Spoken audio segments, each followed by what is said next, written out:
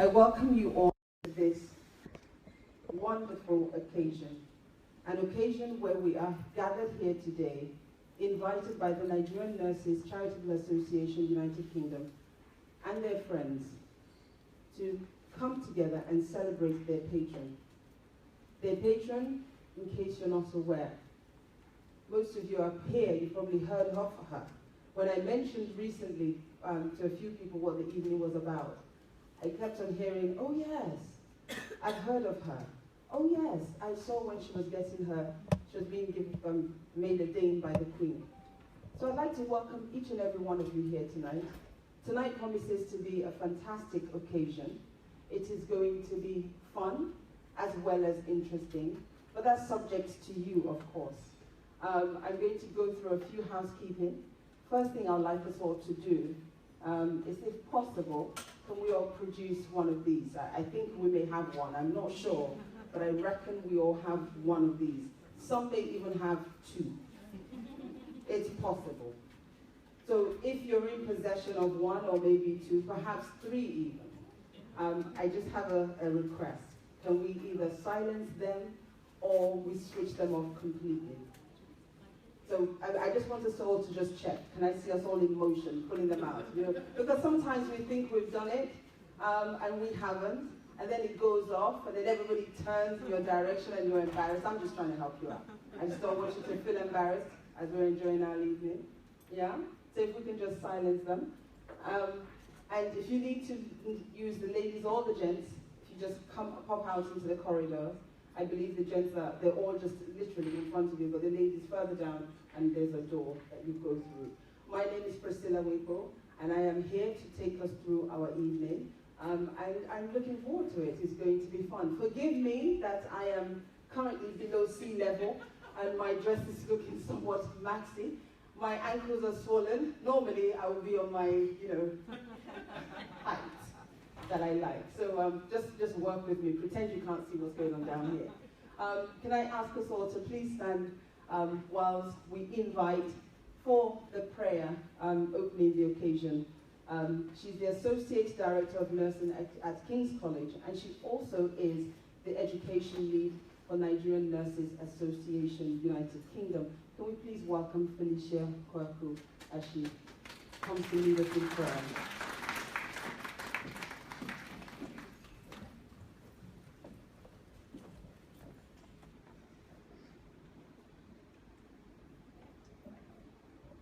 Heavenly Father, we worship you, we honour you, we give you thanks and we praise your name.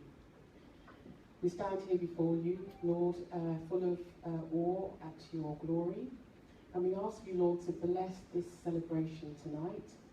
We ask you, Lord, for your protection over all the guests that are here tonight, whether they're full of faith or not. We ask you, Lord, that the evening will run really, really smoothly.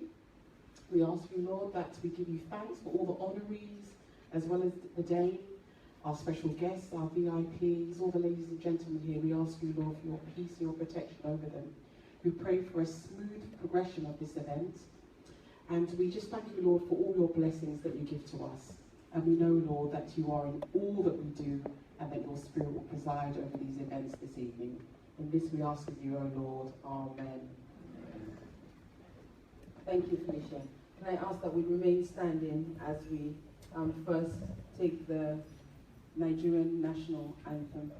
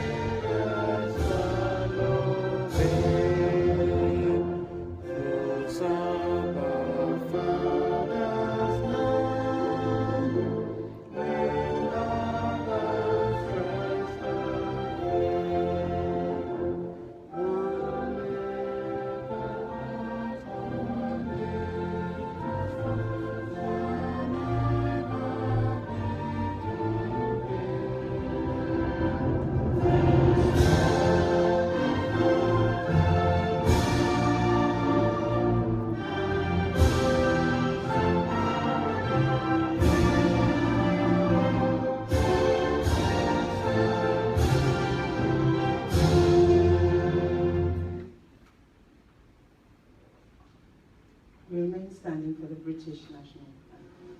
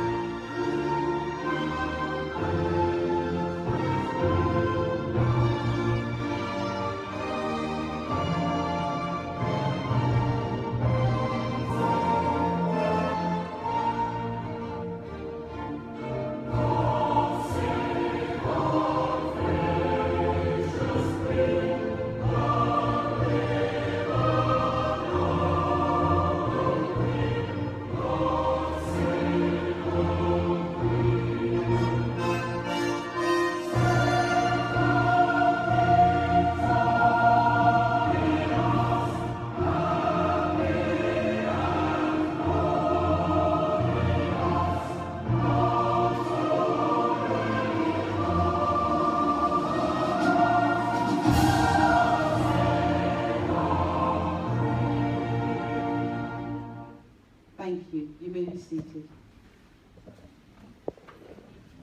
Now that all the formalities are over, let's just get on with our evening. Can I ask us to please put our hands together and welcome the President of the Nigerian Nurses Association, Mrs. Wendy Olayiwola Odutola. Please welcome us, please. Thank you. Thank you, Priscilla. Good evening, all. Hello. Hello, everybody. That's much better. Now, Priscilla said that we've done all the formal things, so let's be, informal. It's an evening to be enjoyed. So, guys, come on, let's loosen up. I would like to say thank you to start with for everybody. You're all looking beautiful. And thank you for joining us to celebrate our very own Professor Day Nneka. Am I right to say that, Prof? Yes. Nneka Anionwu Elizabeth. I would like to welcome you all to this beautiful occasion. It is my pleasure also to welcome my dignitaries, Professor Udi Achibong. Thank you very much for coming. We do have a lot of dignitaries amongst ourselves. I will probably lead them to the end of my welcome speech to say thank you to you all. Just to give you a brief of what Nigerian Nurses Association UK is all about, we have committed to support all the nurses and midwives from Nigerian heritage in the United Kingdom. We do support them in form of training. We've organized a lot of conferences and in terms of employment issues as well. We actually represent in the United Kingdom over 5,000 nurses and midwives in the UK.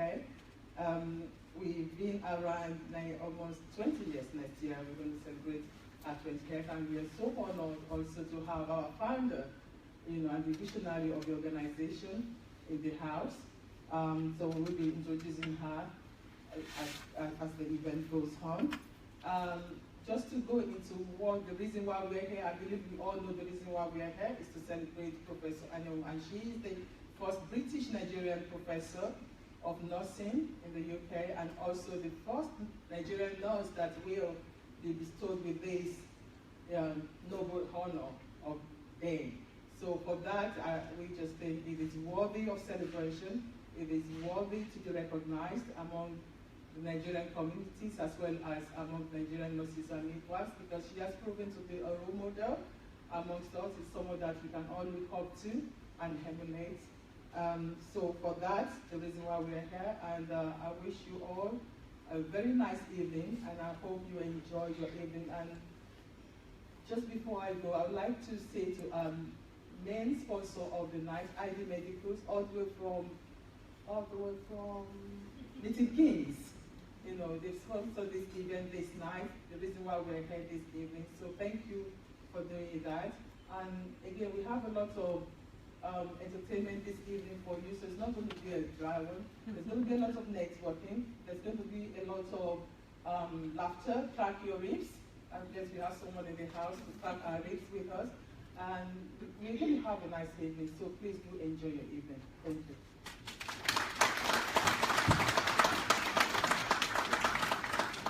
Thank you, you very much, Mrs. Odutola. Okay, and we have, amongst the many tributes that we have tonight, you can imagine she's been in the profession for quite some time.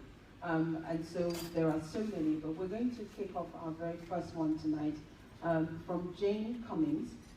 She's the Chief Nursing Officer for England. Unfortunately, she wasn't able to make it, but to read her message and her tribute. Can we please put our hands together and welcome Obi Amadi.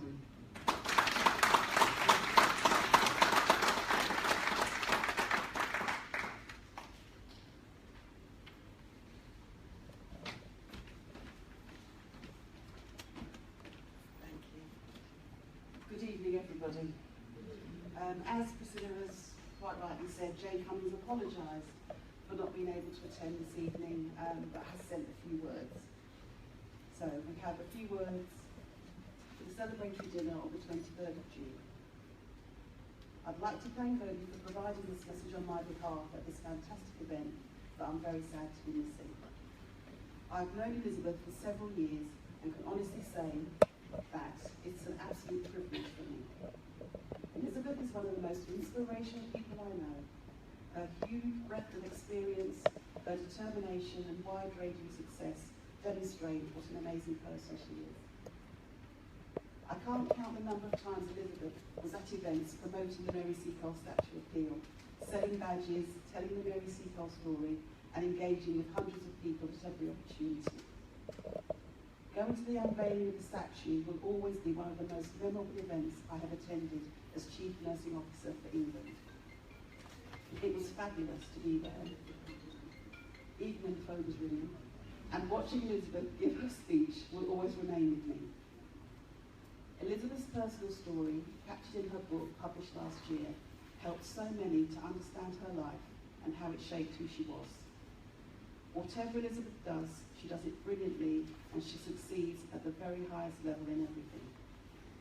I was absolutely thrilled for Elizabeth when I read the 2017 New Year's Honours List earlier this year, recognising Elizabeth with her damehood. It is so well deserved, and the response from nurses all over the country showed the huge amount of support, respect and admiration people have for her.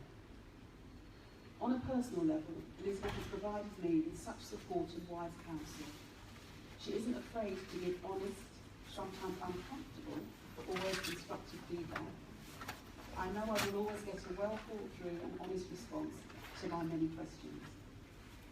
Elizabeth's determination and focus on nursing and midwifery leaders of the future reflects some of my values, beliefs and ambitions.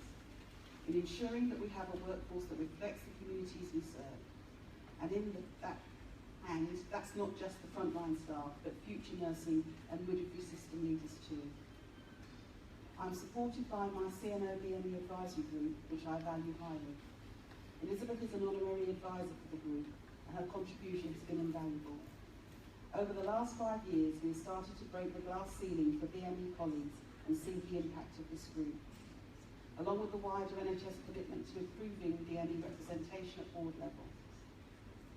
The latest workforce race equality standards show green shoots of progress with an increase in the number of BME nurses and midwives taking up posts between Band 6 and Band 9 across the NHS. I am very encouraged by this progress, and Elizabeth's hard work and determination nationally and internationally should be recognised here for making a significant contribution. Not only for the groundbreaking work she has done and continues to do, but also for helping to enrich my learning and continued focus. It's a real privilege and honour to work with Elizabeth, and the extent of her career includes many achievements from when she started her career as a student nurse at the age of just 16. Like many other nurses and midwives, the passion for her profession has stopped at her retirement. In fact, she is still extremely active and focused on raising the profile of nursing and midwifery as a key member of the Nigerian Nurses Charitable Association, life patron of the Mary Seacole Trust, and continued work to better understand the contribution of sickle cell and thalassemia specialist nurses, to name a few. So I want to share my recognition and thanks to Elizabeth, and I look forward to working with her and from her for years to come. I hope you all have a wonderful evening, and please give my love and very best wishes to the wonderful Dame Elizabeth. Jane Cummings. Thank you very much, Obi. Thank you.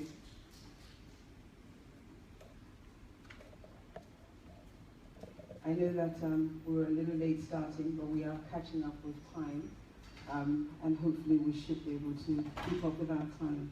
To tell us about the personal experience of the Prof, can we please put our hands together and welcome Michelle Johnson.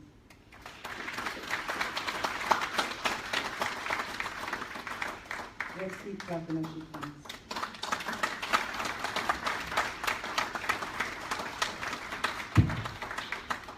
Welcome, Michelle.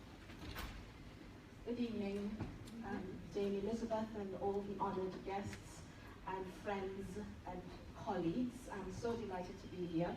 Well, what a bunch are we? Our MC has forgotten her high heels and I've forgotten my glasses. So I'm going to try my best to still deliver a fitting and suitable tribute to our Dame, our very special Dame. Now, I first came across the name Elizabeth Anionwu, and have I pronounced it correctly? I hope I have.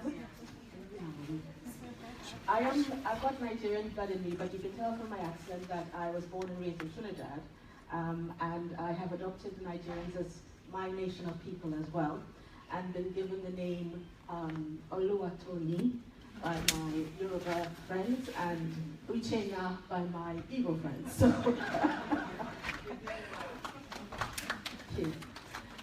So anyway, I came across this amazing name when I was just a newly qualified nurse at King's College Hospital. And of course, I was just fired up thinking, this is a professor, it's a black professor, it's a black female professor. I mean, I was in awe that a nurse had attained to that level of stature within the profession and even in academia. So of course, it was an inspiration and a motivation for me to excel and to push myself to achieve greater heights in nursing. In a way, she became my North Star because I hadn't actually met her at that point. She became like a North Star to me. She was a role model from afar. And so inspired me to keep moving forward and pressing ahead. So you never know, ladies and gentlemen, who's looking at you for inspiration to lift themselves and take themselves forward. So just be aware of that as you operate and as you move through your own lives, that the people after you are actually observing you and you matter greatly to them. Some years after that, I was invited to join the Chief Nursing Officer's BAME group. And lo and behold, as I entered the room and sat at the table, there was Elizabeth Anionwu. I was thrilled to find myself sitting down at the same table with someone who I had greatly admired from afar for so long. Since then, I have come across her path many times, and each time she has been very warm and approachable, very encouraging, and always, motivating me to go to the next level and acknowledging what I've achieved so far. It happened again just tonight as I greeted her. Thank you for that. So my observation of Dame Elizabeth throughout the years, if I was to use one word to describe her, I would say passionate. And those of you who know her, would you agree with that? She's a passionate woman. Now, I know that she's a published author as well, and the good news is so am I. I published my book in December last year, and I just want to read a short paragraph to her and for the audience.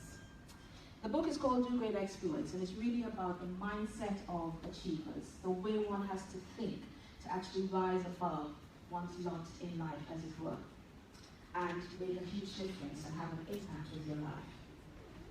So, just a few sentences, I won't keep you too long. People who do great exploits will tell you that it's passion for their purpose that keeps them running their race. Passion is a strong feeling or emotion that we have for someone or something. Passion inspires a sense of urgency, which spurs us on to pursue and and try to attain the object of our passion. It is a powerful motivational force. It drives some people to go all out and leave no stone unturned in their quest for fulfillment. It's what keeps us asking until we receive, seeking until we find, and knocking until the door is opened. The person who won't take no for an answer is a passionate person. Dame Elizabeth, you are a passionate person. You're passionate about nursing. You're passionate about improving patient outcomes, particularly focusing on the specialist area of sickle cell disease.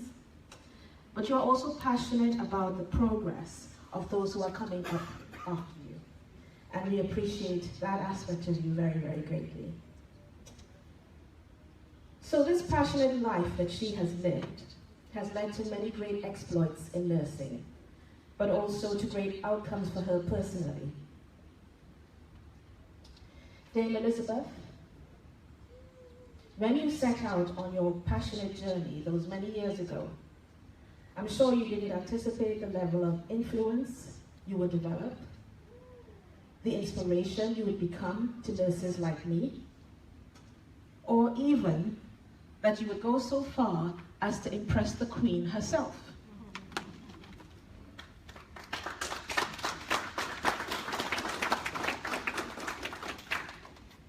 Lizzie, as I like to affectionately call her, has so fit to honor you and to bestow upon you this great honor and title. And I am so delighted to always use it when I see you now. And so my plan is actually to present you with a copy of my book, but I probably will do that later on.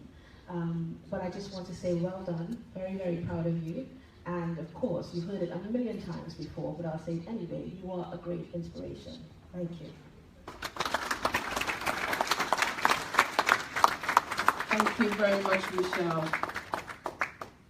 Nobody knew she had forgotten her glasses. Okay, so you heard earlier about our sponsors. Oh, by the way, I heard a phone go off earlier. I think it was probably somebody who just didn't know that we had all switched our phones off or silenced it. So, you know, I'll just mention it again for all those who have just come in. You may just want to silence it, switch it off. You don't want to be embarrassed when everybody starts looking at you. I'm thinking about you. I'm on your side. Okay, so you've heard a little bit about our sponsors, and they've come all the way from Milton Keynes, I understand.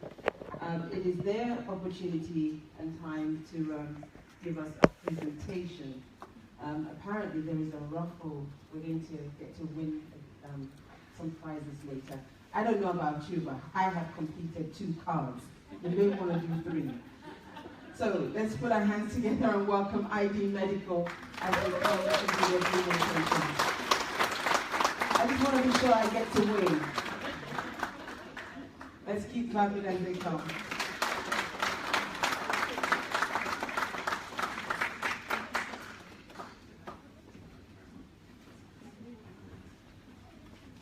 Well, good evening, ladies and gentlemen, honoured guests, High Commissioner, and of course, Dame Elizabeth.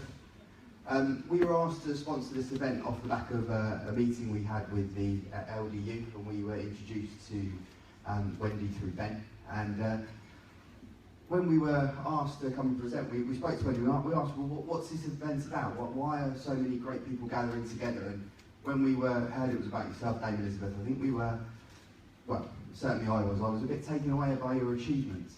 You seem to have more letters after your name than the alphabet. The amount you have done, frankly, astounds me and astonishes me, and I think many of the people in this room, and that's exactly why they are here. So, just on behalf of ID Medical, on behalf of Wendy as well, I will speak for you because I feel we can now because we have a friendship. I'd just like to offer Dame Elizabeth a round of applause, please.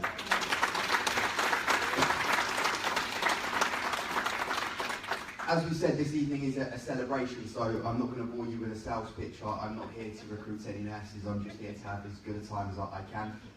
I have to go to Milton Keynes every day, and I live literally 20 minutes down the road, so I'm just pleased to be so close to home. But by the looks of you all and that party glint in your eye, I don't think I'm going to get home anytime soon, which is wonderful. So, ID Medical, let me tell you a bit about us. We're the largest healthcare provider in the UK for doctors, nurses and allied health professionals. And we were founded in 2002 as a local doctors agency, and then we went into nursing about 9 years ago now. It was started up by a group of us, myself being one of them, and a lady called Cheryl Bree, who's here this evening as well, working with the directors to really give back to nurses and to really offer you guys, all nurses, something different. And we did that by setting up long-lasting partnerships. And that is really what our friendship with this organisation means. It's a long-lasting partnership on how we can work more closely together. It's an absolutely tough time at the moment for nurses, doctors, allied health professionals, anyone who is in, unfortunately, what is, in my opinion, a grossly underfunded NHS. I'm sure we can all agree. An NHS which the founding reasons behind it is wonderful. You know, free healthcare for all, people can live a long life, and unfortunately we just haven't, the NHS in itself hasn't been able to keep up with our growing population. But there are some really true champions who are working very hard, Dame Elizabeth being one of them, to make sure that, you know, we have a long-lasting NHS, a long-lasting quality of care, and a long-lasting life. And that's where ID Medical comes into it in terms of to help support that. We will supply 6 million hours to the NHS this year in temporary staffing.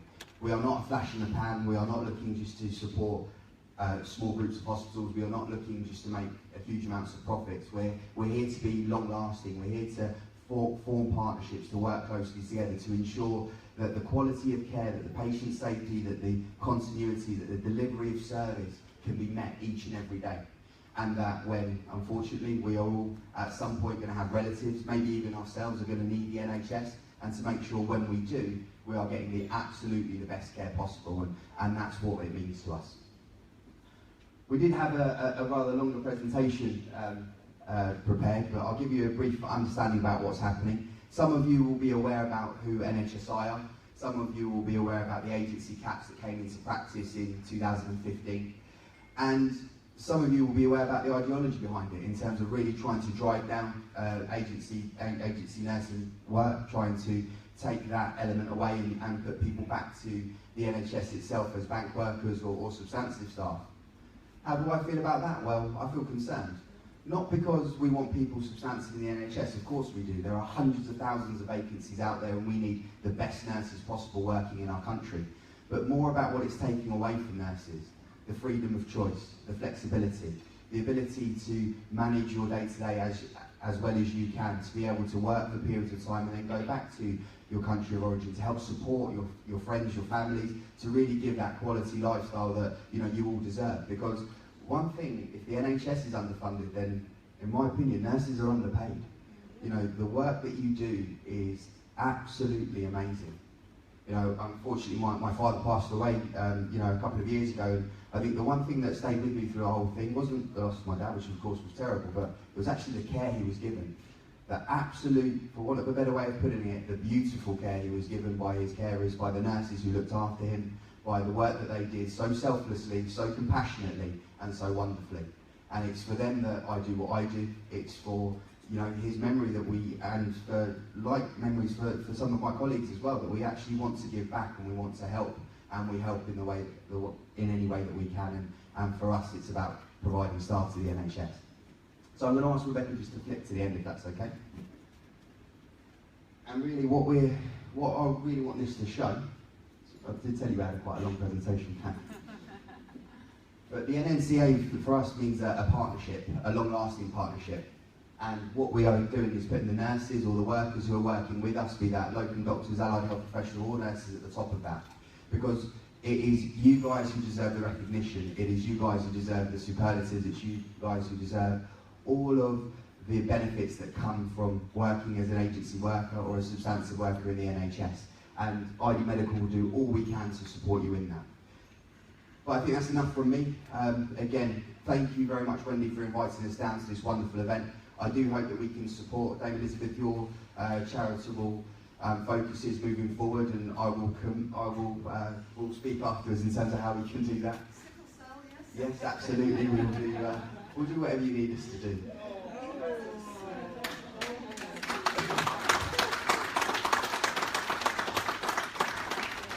It's an easy job up here. I've just got to ignore it. It's fine. And Wendy, I do look forward to a long-lasting relationship with this organisation. And we do partner with a lot of organisations, and I have to say, this organisation is absolutely wonderful. So congratulations on everything you're doing. Wonderful that it's your 20th anniversary next year. And we will absolutely support that for you, that's not a problem. But if I could just hold you for a couple more moments, I'm going to invite Siobhan and Joe up to do the prize draw. If I can ask you up. Yeah, if that's okay.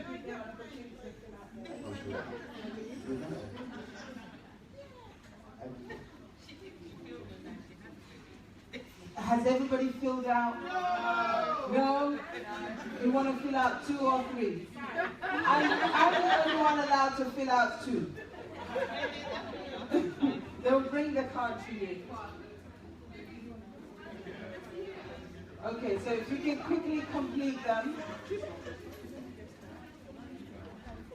All these people haven't filled it out?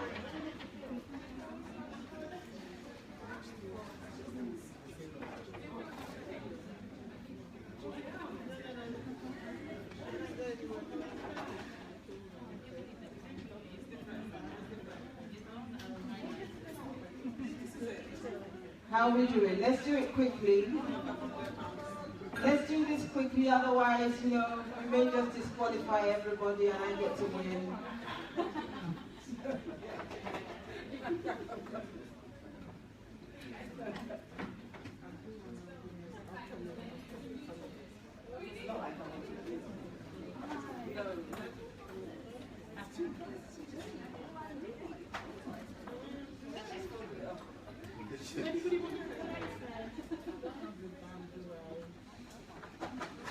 How are we doing?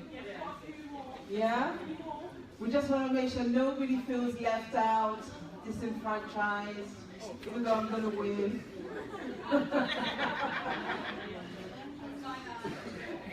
Well, you know, if I say enough,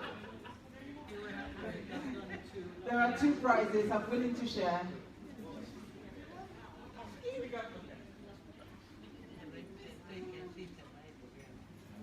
So, have we all completed one? Feel free to fill one in for me too if you want. I mean, it's not like I want to win or anything. I'm just helping, yeah. You know, I'm on everybody's side.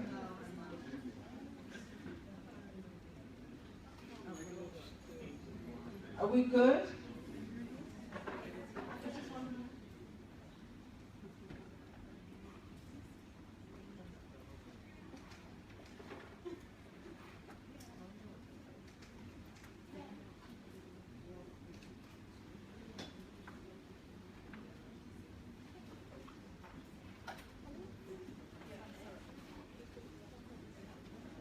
Okay, we're good. Thank you, everyone. Let me hand it back to Joseph and his team. So, Dame Elizabeth, I hope you'll be willing to draw the first winner for us.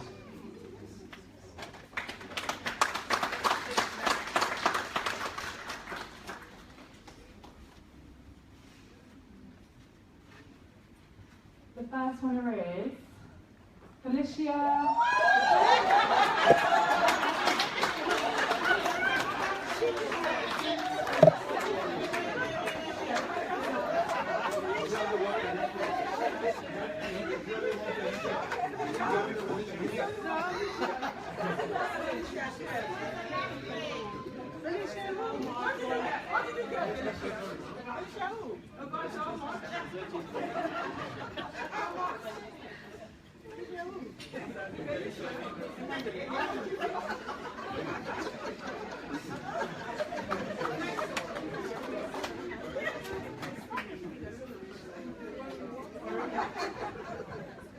Are you ready, Wendy? Oh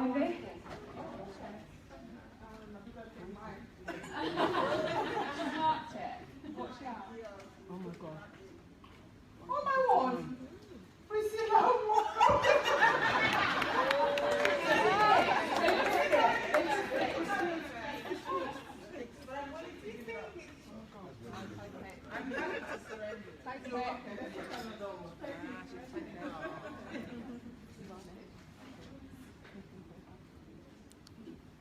Adams. There she is.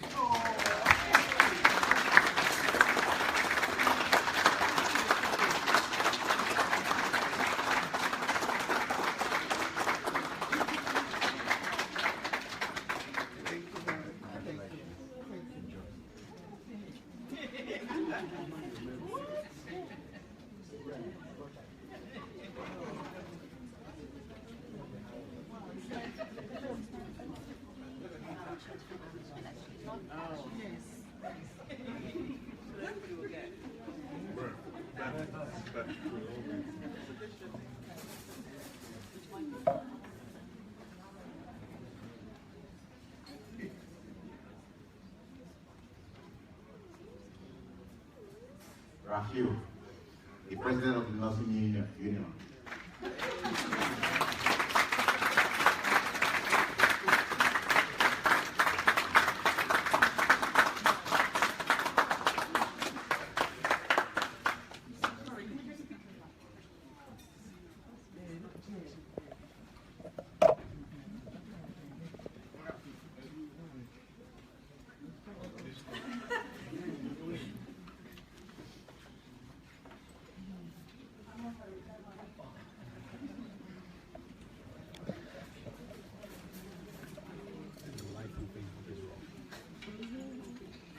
Ladies and gentlemen, can we please put our hands together for our winners?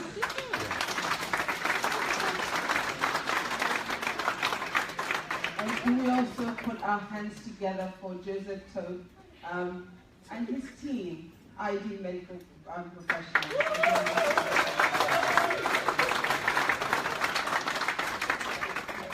And before we go on to the next thing on our program, while we were busy doing so many other things, one of our special guests of honors came in and took his seat. Can I please ask us to acknowledge and welcome the Acting High Commissioner for Nigeria, His Excellency, Mr. Simon Oba.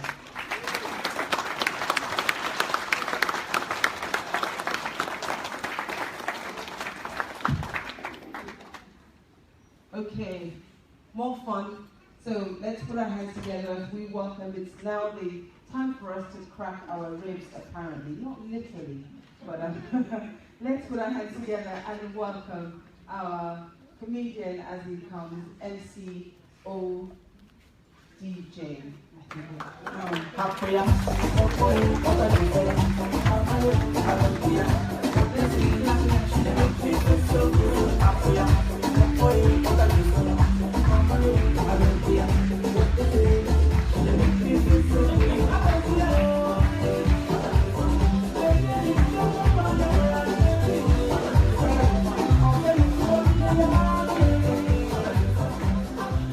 Thank you, Mr. DJ. It's OJB. Immigration will be here checking in. I want to get someone else's name. The person you call my normal visa. Ladies and gentlemen, it's so good to be here. You know, hold on, let me do the official part in Queen's English. Ladies and gentlemen, I'm so glad to be here. Distinguished ladies and gentlemen, Your Excellency, the High Commissioner, the leader, the celebrant, the celebrate everyone, very important. Thank you very much. I've just done the official part. All right, ladies and gentlemen, can we do my own part? Right now, I want to crack jokes, so please, because many of you know we have foreigners in our midst. This is a Nigerian nursing in UK, blah, blah, blah. So please, when I say anything, even if it's not funny, just support the nation and laugh. And when I say laugh, please don't laugh the British laugh. Don't stop with the British laugh, because the British laugh is controlled. British laugh is it's like one. They go and they all go that. The crowd goes you see, over there you can hear that. But you know, the African laugh, you know, we laugh with all our mouths open. And when African people laugh, this is how I want people to laugh today, please. Even if it's not funny, just laugh like that. African people will take a step further. When we laugh like that, you know, snap like that. Alright, so can we do that? One, two, go. I see the guys who looking at the High Commissioner like, I won't slap you like that. Let's respect ourselves there. You know, the only time African people laugh like British people is when we do not understand what they are saying to us. I will give you an example. When I first came into this country, I don't know if any of them have experienced this, when, you know, the British people are talking to you and you don't understand, and, you know, how don't you know? And just like, no, they know what I'm saying. Let me go near them. They laugh at us. Ross, you don't understand what I'm saying. Am I lying? So you get to when we're talking, or you're talking to us, you know we don't understand. But we just I used to work somewhere in Greenwich before, and I remember my manager there was a guy who dressed up like, okay, I want to impress today. And I walked in and said, oh, you look like a monkey. Because I did not hear.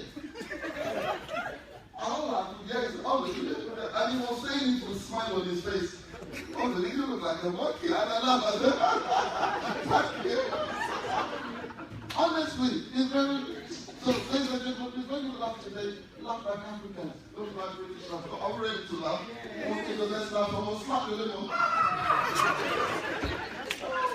It's so good to be here. You know, when you look at the nurses, no, it's all right, don't do it, man.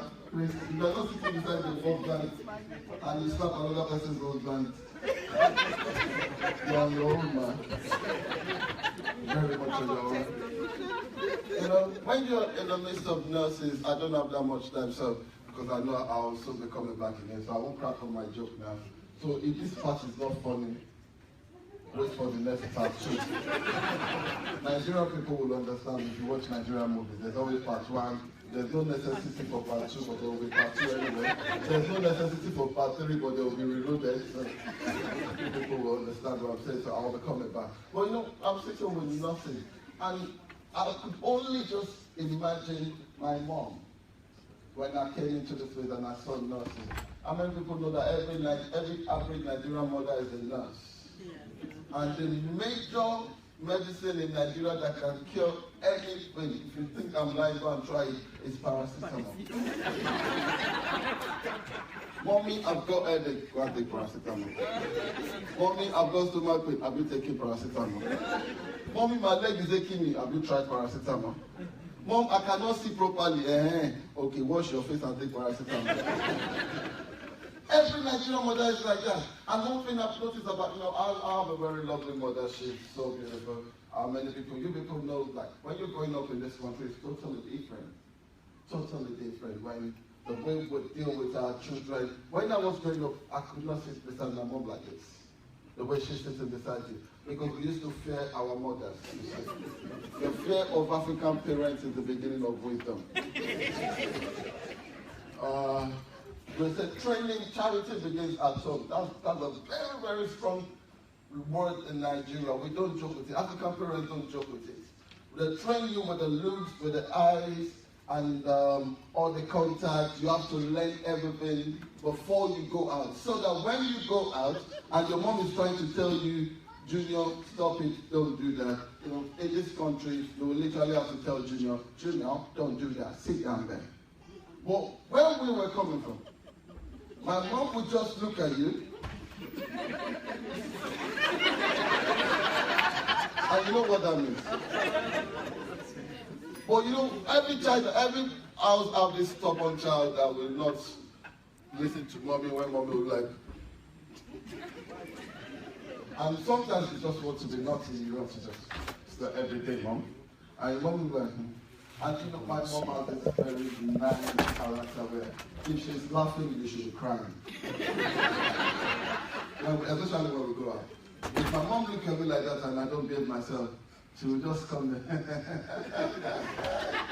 How are you? Hope you're okay. And I'll start crying. And my mom would go back to where she was sitting, smiling. And I would be crying out from afar. I am dying.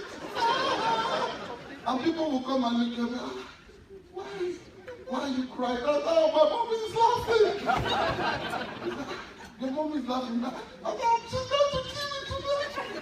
And growing up, oh my God, people, growing up in Africa, when I'm laughing, when I'm crying like that, you know, you will always have this auntie that will now go to your mom and say, why are you going to beat her? And my mom ate that kind of embarrassment. She will now come and say, what's that? Oh, yeah, go and play. And where we come from, when your parents tell you, oh yeah, go and play, my brother, don't do it. And everyone around me will be telling me, your mommy said you should go. You don't understand, I am dead. I'm dead. And she will still come again. No, go and play. Trust me, you know, growing up, and there was a time where I was walking on the road. This is just, you know, I'm just telling you what I experienced when I walked in there. Growing up, is my time almost up? Almost, okay. I told you there's part 2. Watch out for part 2. Anytime we stop, to God be the glory, watch out for part 2. You understand? See, they understand what I'm saying. You know, we always have only part 1 in British novel. You know, African parents, we went to the park one day and my mom saw this lovely child playing, and all of a sudden the child said, Mom, I hate you. And my mom said, oh. I said, Mom, I hate you. Leave me alone, Mom. And I was just not going anywhere. I wasn't the one that said it. But the one that my mom looked at me and said, if you ever said to me you hate me, I will kill you. So what have you done right now? Thank you very much, ladies and gentlemen. I'll be right back.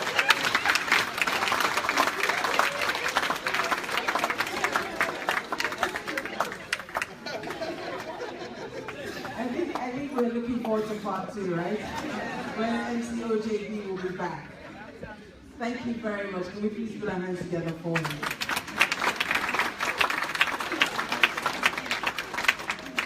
Okay, our next speaker for the evening, we're drawing closer to on her way already. So I'm just going to skip 2 steps. So our loudspeaker for this part of the day, he's not our loudspeaker, but he is our guest of honor. Ladies and gentlemen, can I ask us to put our hands together and welcome His Excellency, Mr. Simon Oga, to our evening.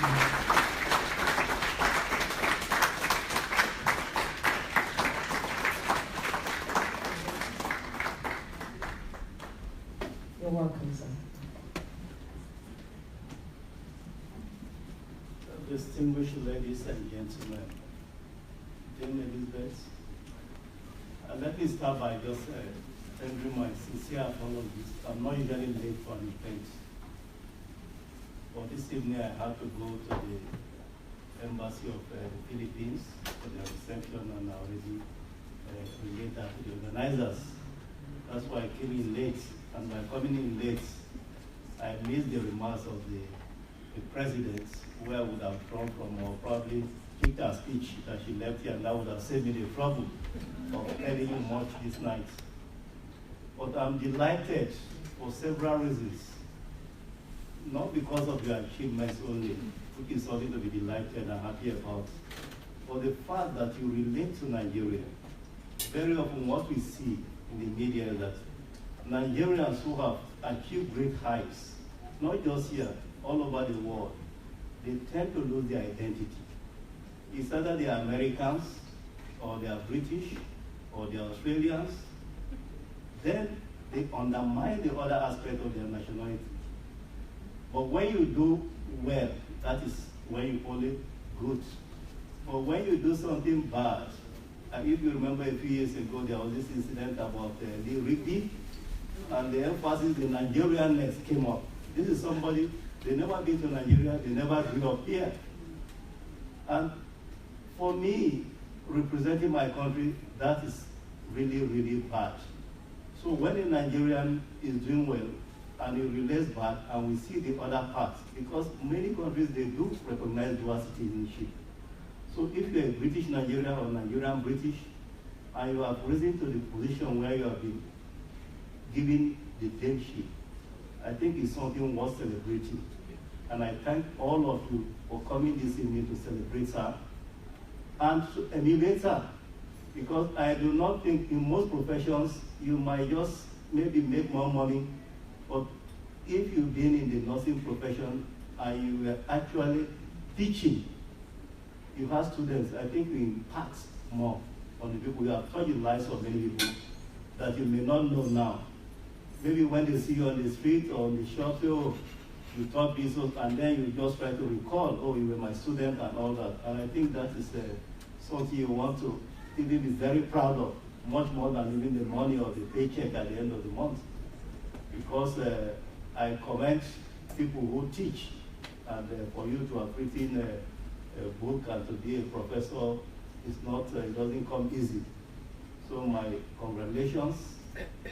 Let me equally congratulate the organizers, the president, Wendy. A few years ago, and I was reminding Dame Elizabeth that she probably wouldn't remember me when they came to see Dr. Tafida a few years ago.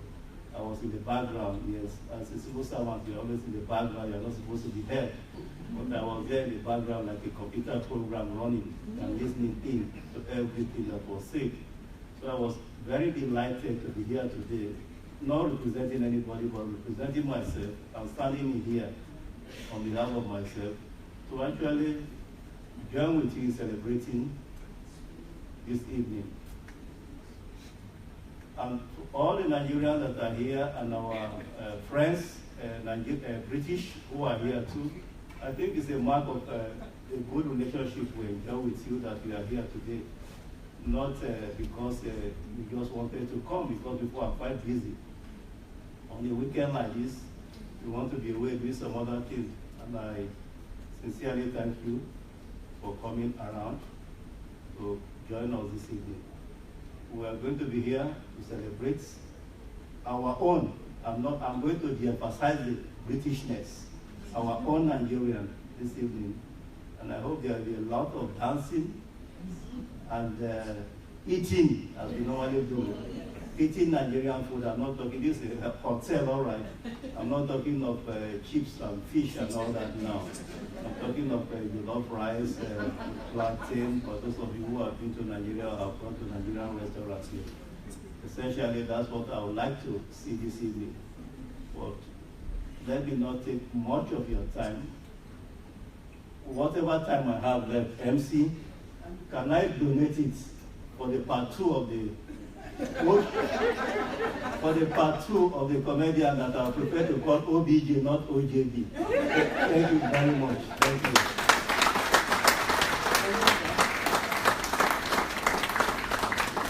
Thank you very much, Acting High Commissioner, His Excellency Mr. Simon Olga. As you know, our evening, it's about celebration tonight.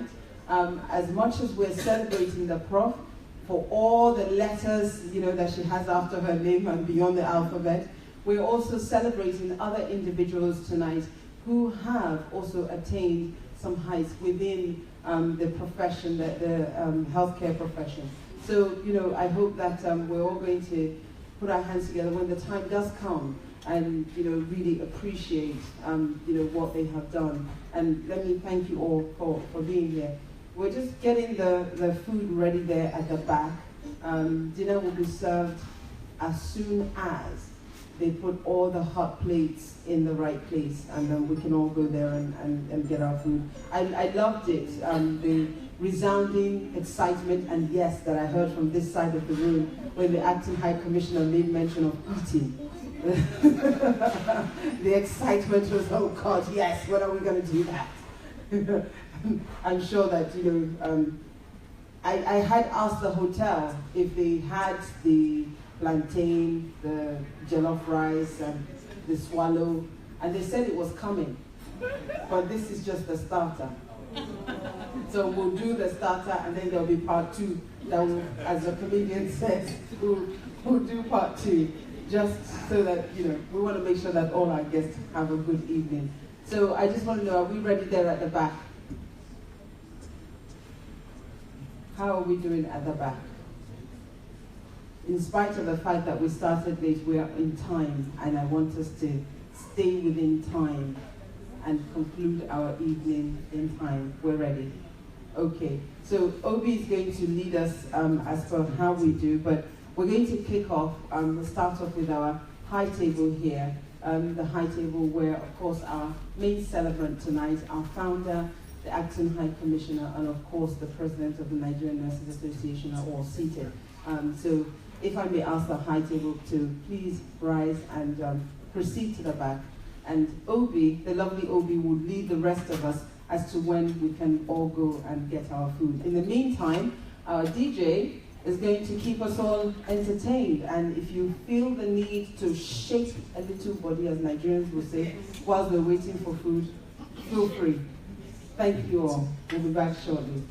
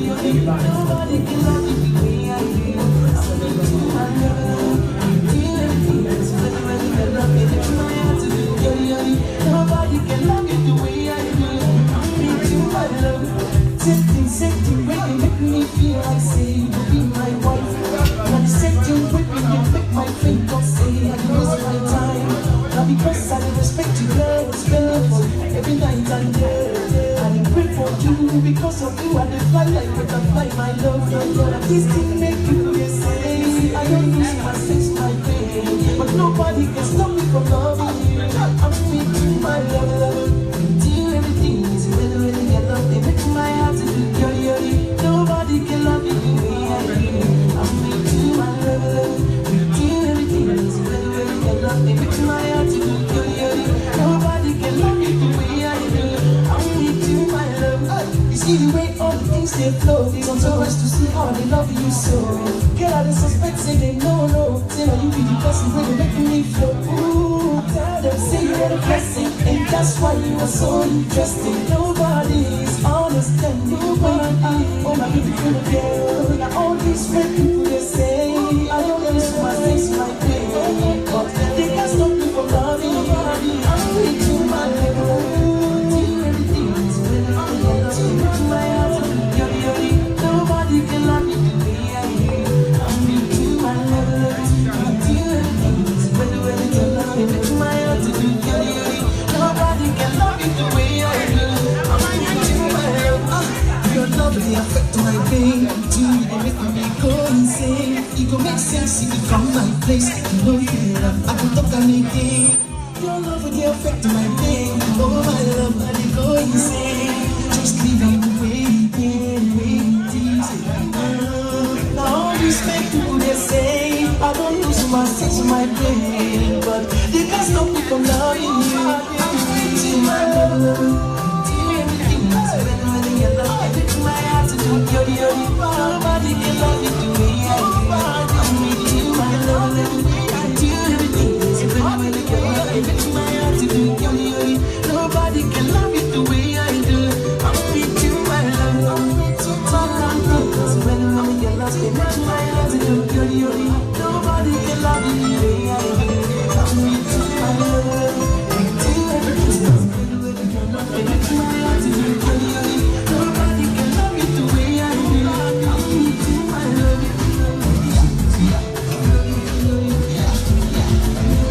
They come see me.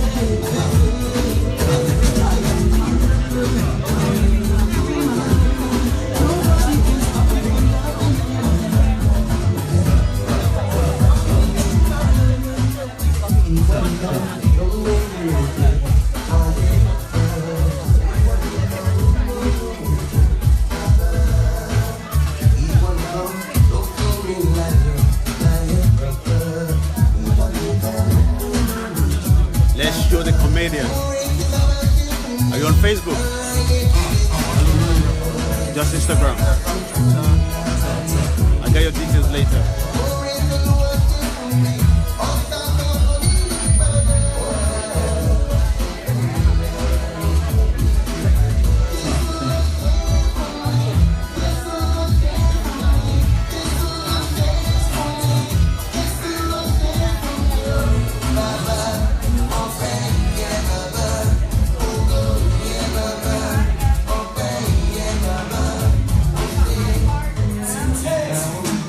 Yeah.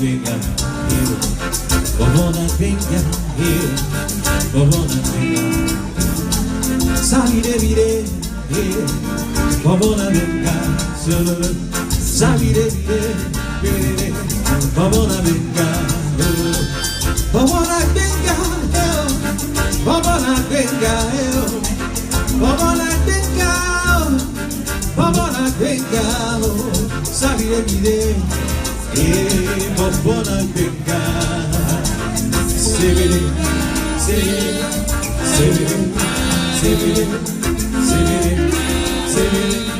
Sabire, Sabire, Sabire,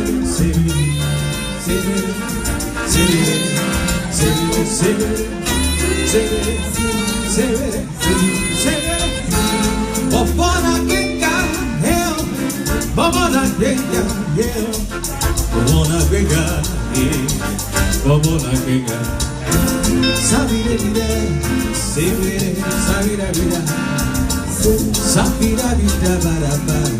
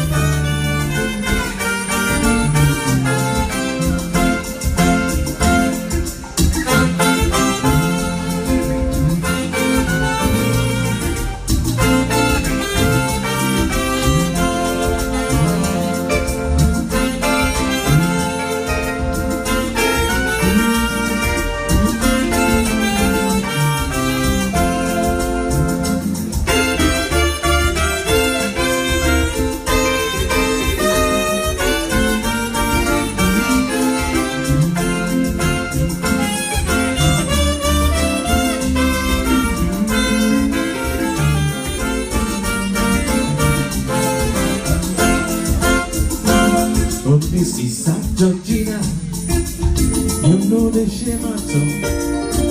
Plenty boyfriend things too much. Sissy and Tufe, you know the shame I told. Plenty husband things too much. If you marry taxi driver, I don't care. If you marry taxi driver, I don't care. If you marry railway driver, I don't care. If you marry taxi driver, I don't care. Only Sissy and Tufe, you know the shame I told. Plenty husband is too much. Sissy and Tufe, you know the shame I told. Plenty boyfriend is too much. If you marry railway driver, I don't care. If you marry underground driver, I don't care. If you marry Uber driver, I don't care. If you marry taxi driver, I don't care.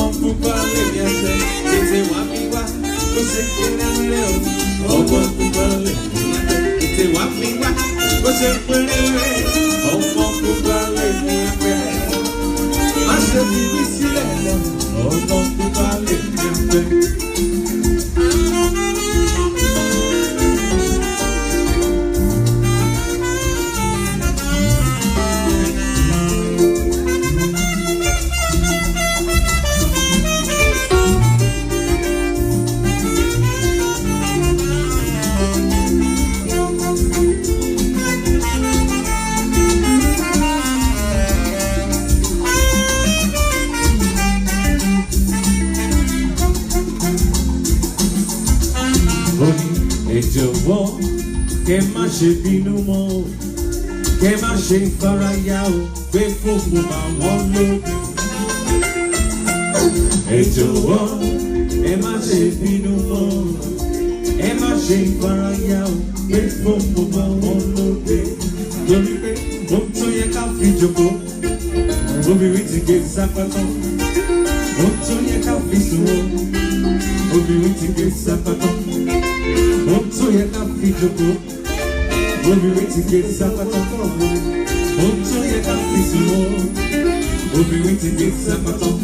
Tẹ́ bá wá rọ̀ pẹ́lẹ́gẹ́, wọ́n wá ṣe gé gàgàrà. Ọ̀jẹ̀ ká mọ rẹ́sílà mọ́ o, iṣẹ́ ṣódà pàdé ẹ̀. Tẹ́ bá wá rọ̀ pẹ́lẹ́gẹ́, wọ́n ṣe jẹ̀bi ìtàtún ní Joshua. Ọ̀jẹ̀ ká mọ rẹ́sílà mọ́ o, iṣẹ́ ṣódà pàdé ẹ̀. Ẹ jọ̀wọ́ kẹ́ má ṣe bínú o, kẹ́ má ṣe faraya o, pé fóònù máa wọ́n lóde. Ẹ jọ̀wọ́ ẹ má ṣe bínú o, ẹ má ṣe faraya, pé fóònù máa wọ́n lóde.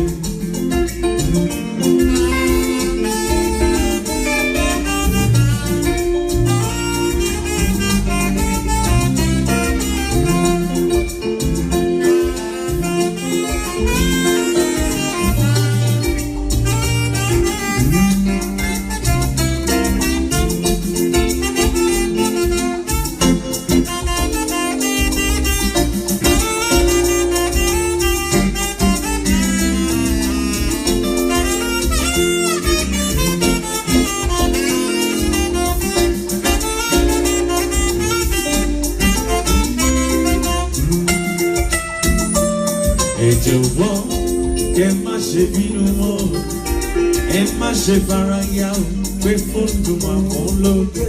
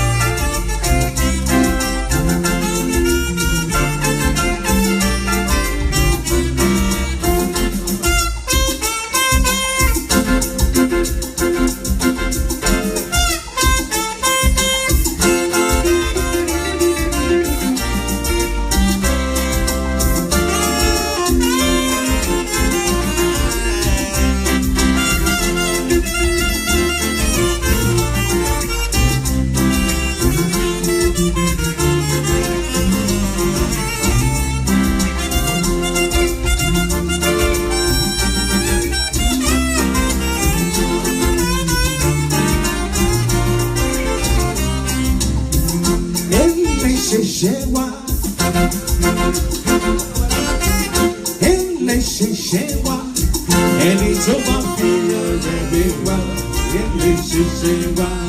Labalábá fi rẹ̀ wéyẹ, ele ṣiṣẹ́ yẹ. Ẹni tó bá fi rẹ̀ gbé wá, ele ṣiṣẹ́. Labalábá fi rẹ̀ wé wá, ele ṣiṣẹ́. Oh, no, if you see mommy one time,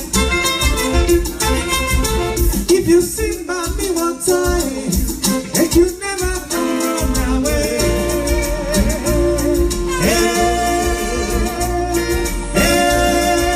Never run away.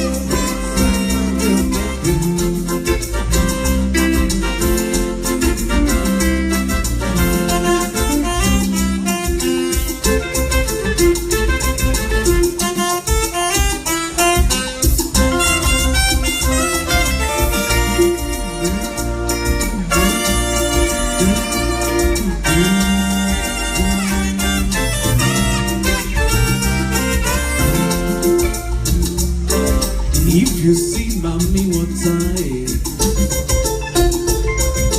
if you see mommy one time, If you see mommy water, make you never go run away. Hey, hey, never run away. If you see mommy water.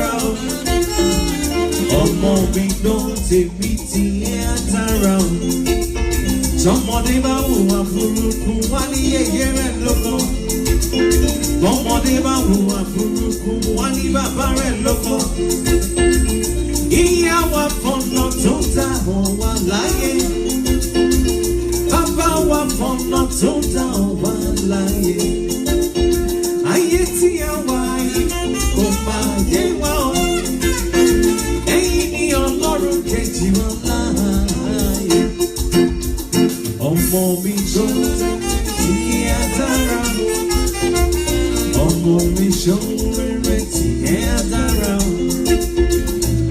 ọmọ mi ṣòwòrè tí ẹ dára. Ọmọ mi gbọ́ tèmi tí ẹ dára.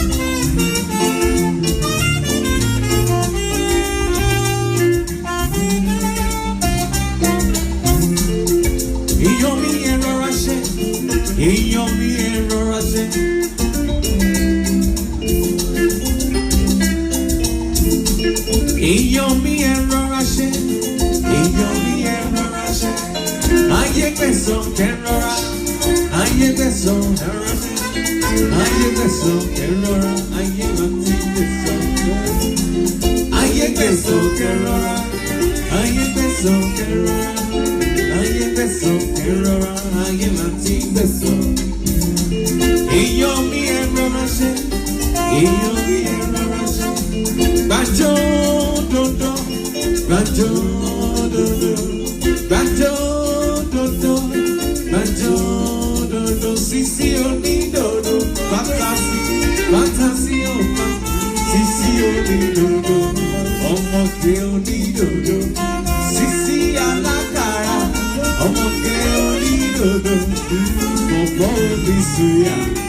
Sisi elewele.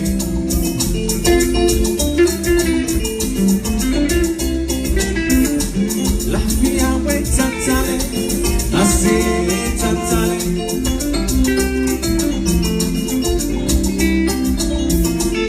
Asi tatale, asi tatale.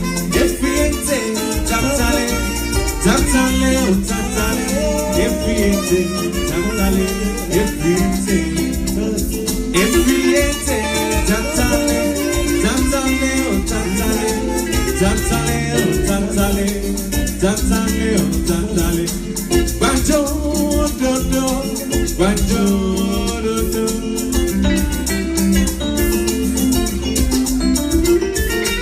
Banjo do do, banjo do do. Sisi o mi do do, ọmọge o mi do do. Sisi o mi do do, ọmọge alákàlà. Sisi olókì, sisi onífúra, ọmọge oníkùnà. Sisi eléwèlé.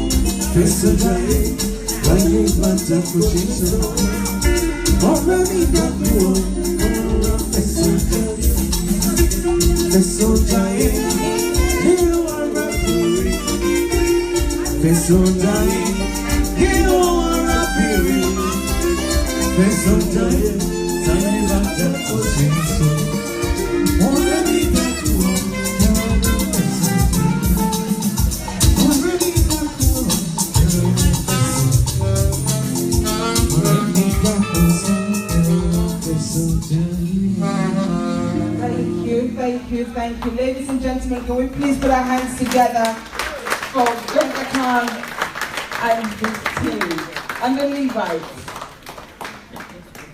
Right, did everybody get something to eat? We didn't say that like we did. Did everybody get something to eat? I'm going to try that again. Maybe it hasn't gone down. Did everybody get something to eat? Thank you. Thank you. Welcome back, ladies and gentlemen. We're on to our second part of our evening now. All protocols observed as were before. And for this part of our evening, it's where we're going to be able to appreciate those who are being awarded as well as the pros. So do bear with us. We hope to run through it as quickly as we can. But before then, can we please put our hands together one more time? Let's welcome our MC, OJD, as he comes up for part 2. He promised us part 2. Let's give him a good. Let's warm him up. Let's warm him up as he comes. Did you eat? Did you eat? You are waiting for part 2. Oh, it's coming.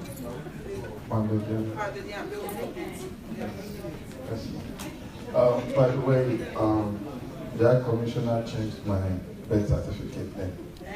I'm now MC OBJ. Oh, my apologies, sir. When people like that change my name, who am I? I want to go back to Nigeria and go and pay OJB.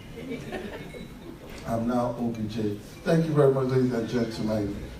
Should I observe protocol and speak Queen's English again?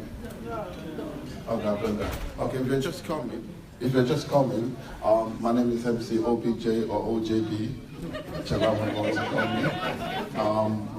We recognize your presence. Distinguished ladies and gentlemen, I felt like saying panel of judges like those days when we were doing debates in Nigeria. Panel of judges are cool timekeeper. You will not understand if you never grew up in Nigeria. But, you know, how many people have noticed that there's one tribe in Nigeria that if we hear a sudden noise in this place now, that particular tribe will be the first to leave this place. You people know the tribe I'm talking about? If you're from that tribe, let me just see your hands. Let me just see your hands. If you're from, you know yourself, that tribe that you have. But most of our stuff are like, how are you? Are you okay? You alright? Okay. Is anyone from that tribe here? Make some noise, let's just leave it. Seriously, if the lion gets into this place now, husband and wife that came in together, the husband will get home before the wife. And we call her, hey, where are you? I'm like, I'm still there. Sorry, man. But one particular set of people are the British people. They are so bold. Let me go to them. I like started deciding because, you know, if a lion walks into this place now, all you need to do is be behind them. They don't run. British people are the ones that will see a lion. I'm like, oh my God. Is that a lion?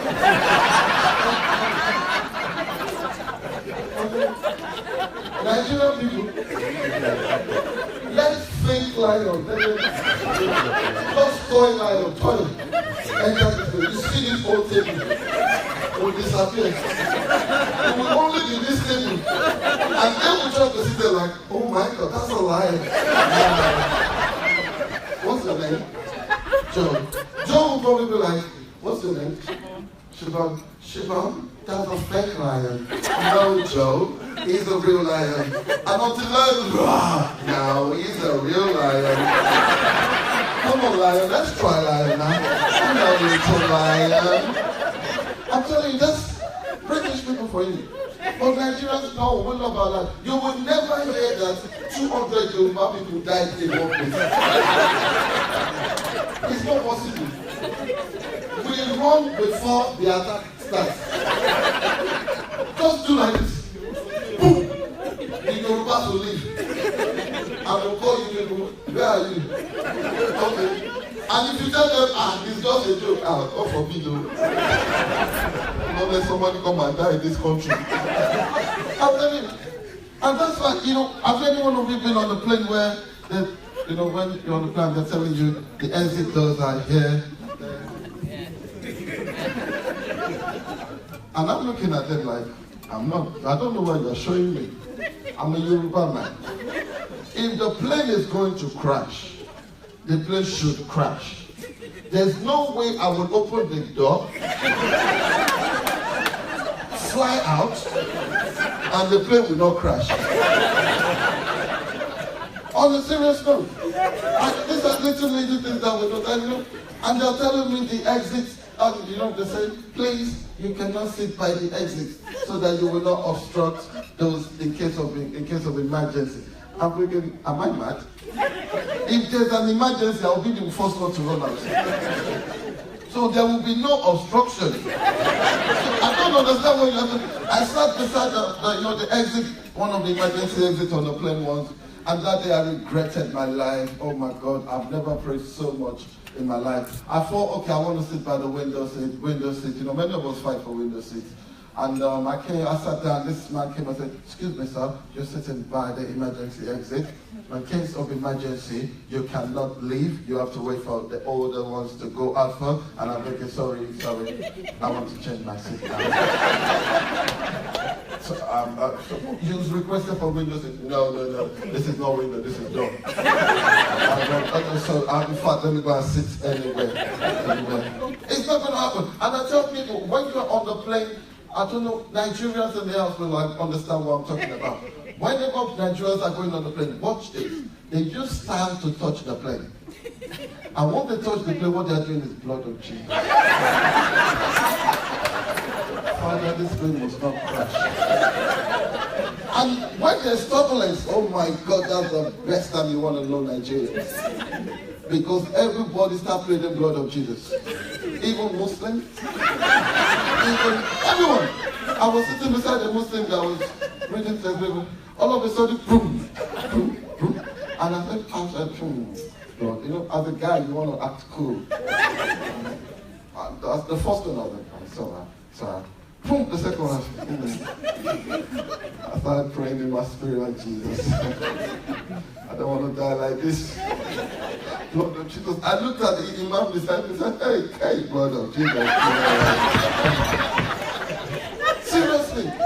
Nigerians on the plane, they are the best. Personally, when I'm on the plane, I don't talk. And the reason I don't talk is because I'm praying. And when I first came into this country, the first reason why I didn't talk, I will say this so people, okay, just the Nigerian one, please listen. Don't let the British people hear this. Now, the reason I didn't talk was because I was meditating on my name. Because any one of you ever been scared by immigration before? No matter what you remember, by the time you get to the front of immigration, you just get some kind, I don't know what those people carry. Some kind of fear will just come on you. I was coming from Nigeria the other day, and I know my name. And I forget my name. And I got in front of the immigration and said, hello, what's your name? He has my passport. Why is he asking me that kind of thing? What's your name? And I said, hello, sir. Yeah, I know. How many of you do this a lot? You smile unnecessarily in front of the immigration officer. Let me tell you, it does not work. In fact, it makes you look like a suspect. So what I do nowadays when I'm standing in front of immigration, I'll frown. What's your name? Why are you asking for my name? You have my passport. Look at my passport. And when I said, oh, it's all right, you're not fighting. I said, no, look at my passport. Okay, so what's your name? He doesn't know I've forgotten my name. Because of the tension of that place, you know. I know many of you have said this, you're already thinking, oh, he doesn't have a stay. You know, it's not about that. Sometimes you're just scared. And have you ever been, and you know, when, how many more minutes before I say this last one? 2 more minutes. Oh, anyway, I was on the queue the other day when, you know, there was this man standing in front and he said, oh, what's your name? Where are you from? Everyone, where are you from? Once you say your country, people were coming up. Oh, I'm from Zimbabwe. He said, oh, you're welcome, you may go in. Where are you from? I'm from Mozambique. You're welcome, you may go in. Where are you from? I'm from Zambia. You're welcome, you may go in. Where are you from? Even Ghana, can you imagine? Where are you from? I'm from Ghana. You're welcome, you may go in. And he got to Nigeria. Where are you from? I'm from Nigeria. He post. Stay on that side. Now, I was behind that particular man.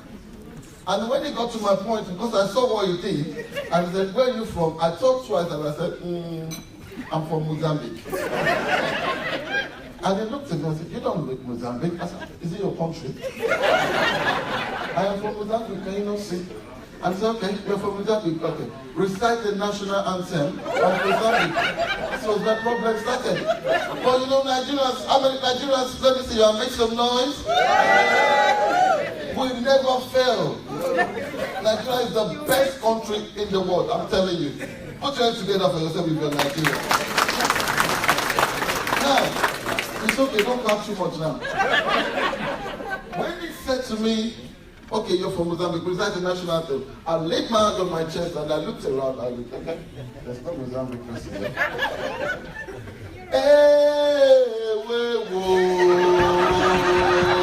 The immigration officer looked at me and said, oh, thank you, you're welcome. Thank you very much, ladies and gentlemen. My name is NNCAUK. Thank you very much. Let's appreciate NCOJD. Thank you very much, sir.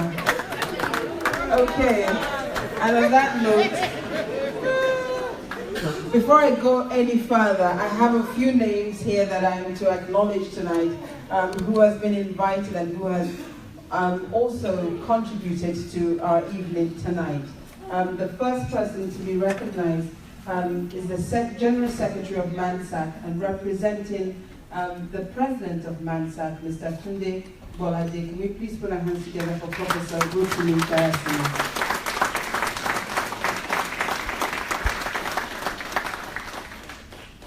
We also have Dr. Ademole in the house. Dr. Ademole is representing ICUMO Pro. Did I get that right? ICUMO UK. My apologies. Let's appreciate that. We also have Dr. Ben in the house. Dr. Ben is the president of Locum Doctors Union. I think I saw him somewhere to the back. Can we please put our hands together? He's currently posing for pictures. What do you know? Can we also put our hands together for the CEO of Ben Television, Dr. Alistair Shoyude?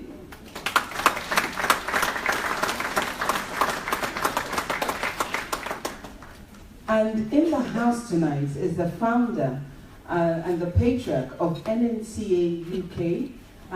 She's here with her husband. And can we please put our hands together and appreciate Deacon Mrs. Emily Oni and her husband, Mr. Oni. Here.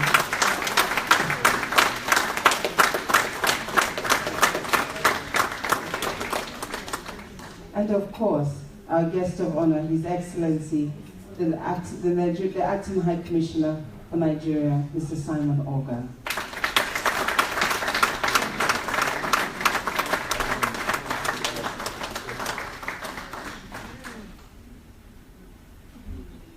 Also, I understand earlier on we were looking for her and she wasn't here, but I understand she's now in the house. Can we please put our hands together for her worshipful mayor of the London Borough of Waltham Forest, Mrs. Yemi Osho.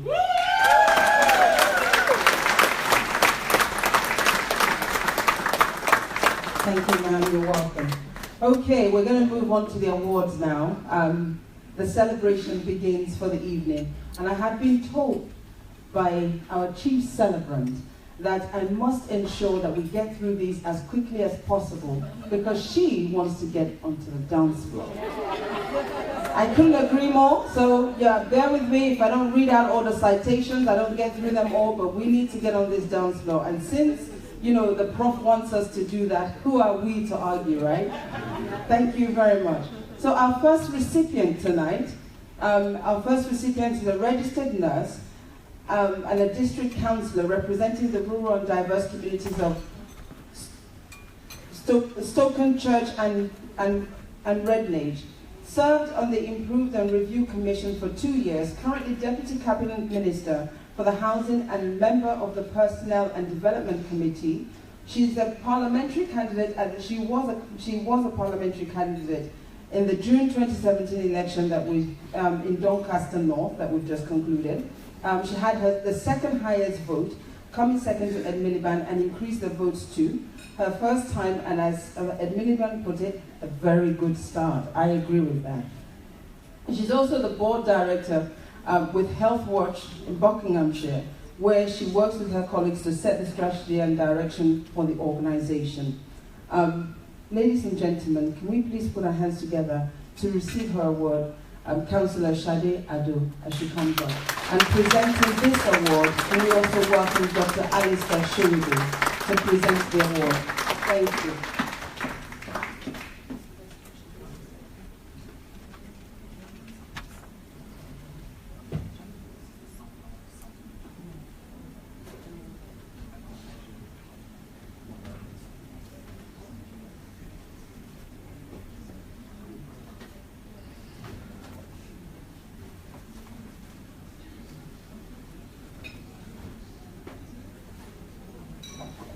Do we have Councillor Shade in the house?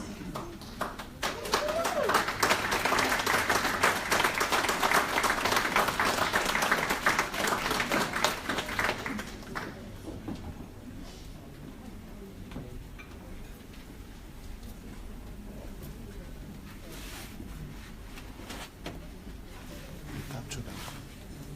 I won't give them gifts.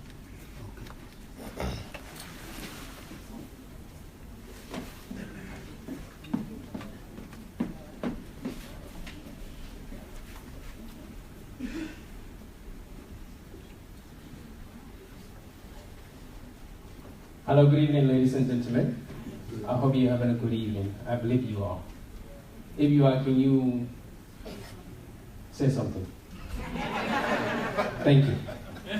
Well, on behalf of dignitaries, ladies and gentlemen, special professor, I'm glad to present this award to Shade Ado.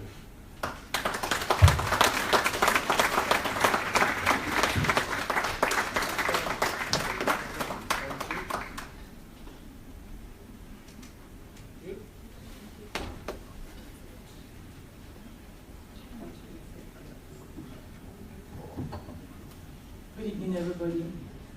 Thank you for this honor. I'm very glad to be associated with the Nigerian nurses in the UK. It's been a long journey, and I continue to enjoy it. What I would say is the passion that I have heard this evening as expressed by the Dame is something that I feel that we all should emulate. And I believe fervently that volunteering is something that we all should participate. And politically, I feel that as nurses, we are advocates. And as advocates, we have a responsibility, strategically and politically, to stand for our people, particularly BME people. And I believe that women hold a big role in society, particularly in the UK. And I hope and I pray that everybody here tonight will go away and talk to your councillors, talk to your associations, and give your time. And please do get involved politically and see how we can move ourselves forward. And just read more about Dame Elizabeth and see how she's done it and how that can encourage each and every one of us. I thank Wendy because I've known her for a while. And I just wish everybody good luck. Thank you very much. Thank you very much, Councillor Shadi. To present our next award, can we please put our hands together for Dr. Archibald as she comes up to present our next award. Can we put our hands together for Dr. Archibald?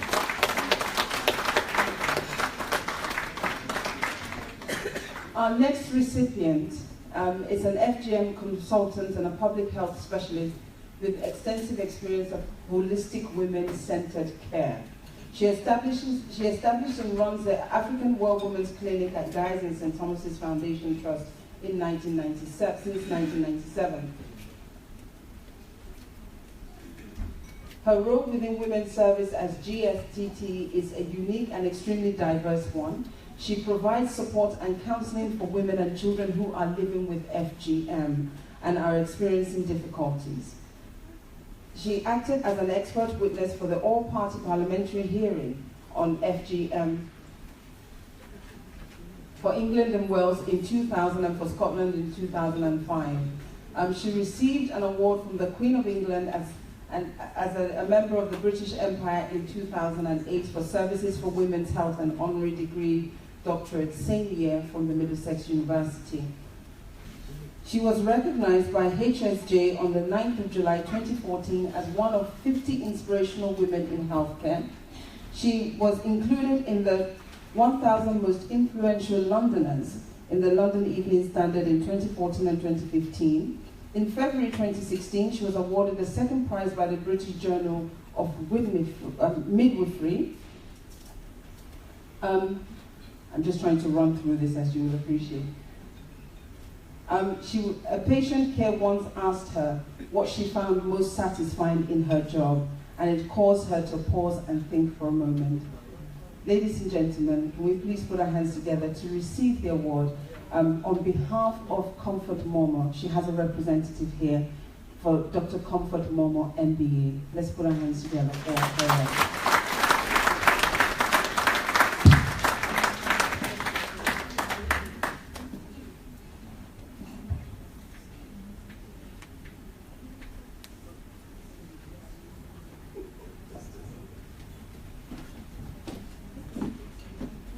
Good evening, everybody.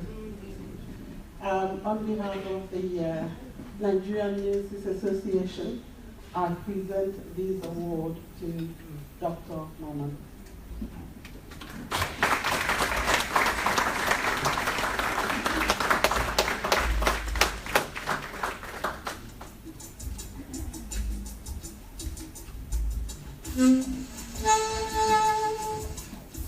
Thank you.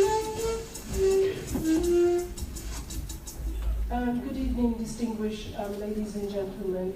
I gladly received this honor on behalf of Dr. Comfort Momo, and I myself was a patient once in her clinic.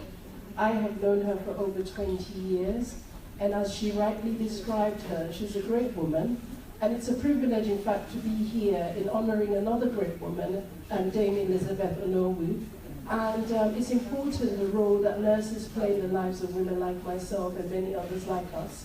And it's so important for you to know that we are very happy for you to treat us and the way you do, the care, the love, and the attention you pay to many women like ourselves, which was why she founded the African World Women's Clinic at Guy's and St. Thomas. And we know it has gone on to do great things. So thank you very much.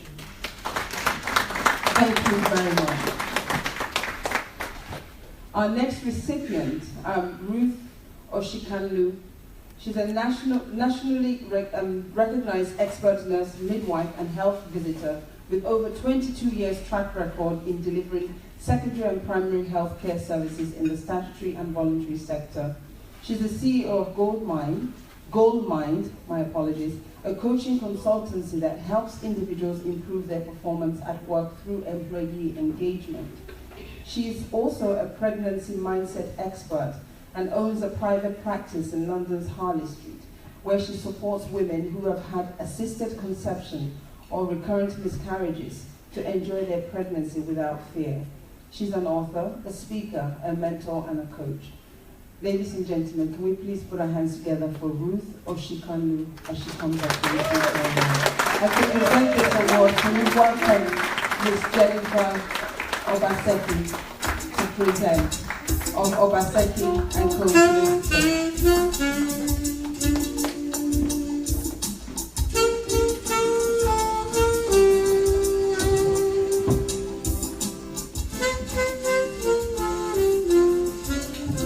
Good evening, everyone. It's my pleasure to be here this evening, and I'm so glad that you're all here to support the event. And I'm very, very happy to give this lovely award to my good friend, Ruth, who has honestly been very inspirational, not just to myself. I know I'm not in the medical profession, but when I see other women achieving such great things and also making such an important impact in the community, what it does is it inspires women like me to do more. And I will ask that we all sit down and take a step and say, what more can we do? So Ruth, congratulations.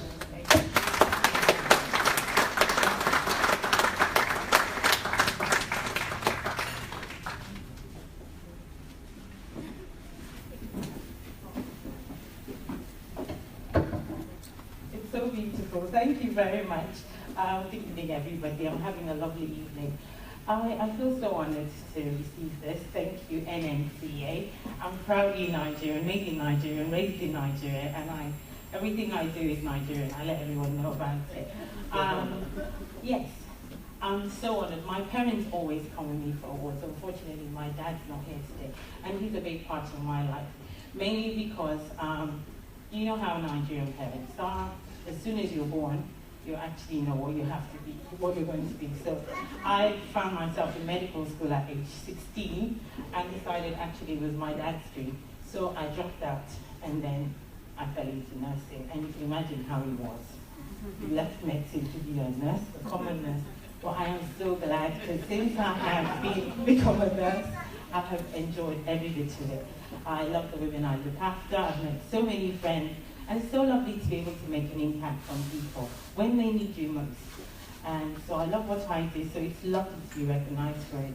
My nan told me when I was young, she knew I was feisty just like her. Never let anyone clip your wings, and that's the advice I'll give all of us, you know.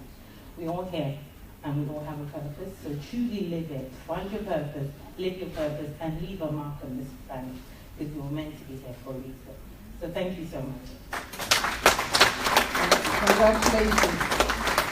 Thank you very much.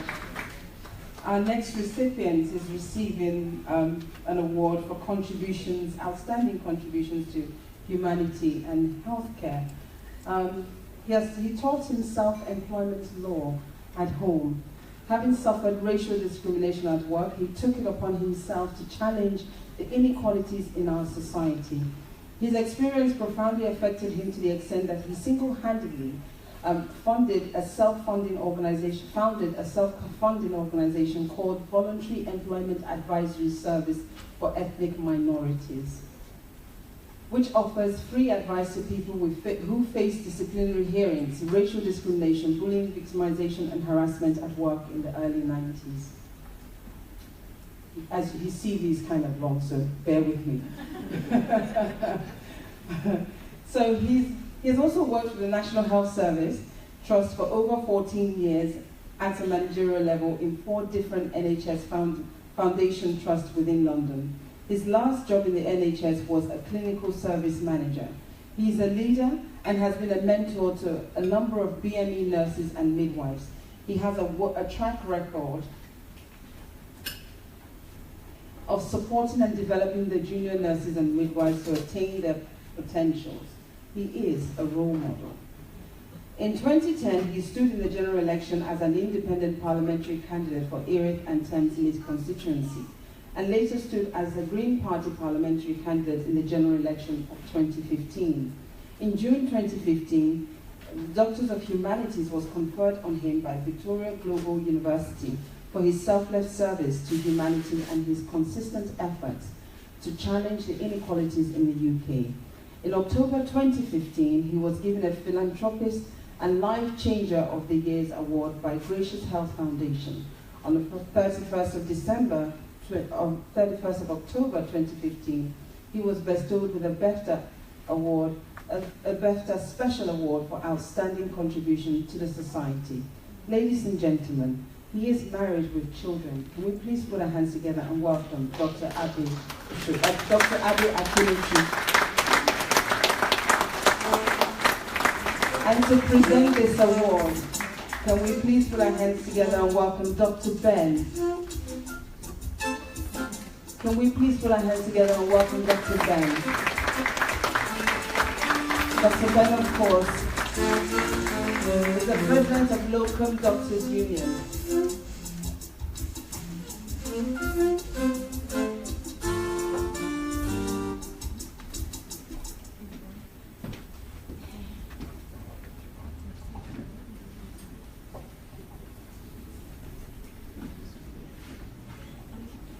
Good evening, ladies and gentlemen. It's my honor to present this award to Dr. Abe Akinichi on behalf of the Nigerian Charitable Nurses Association UK branch.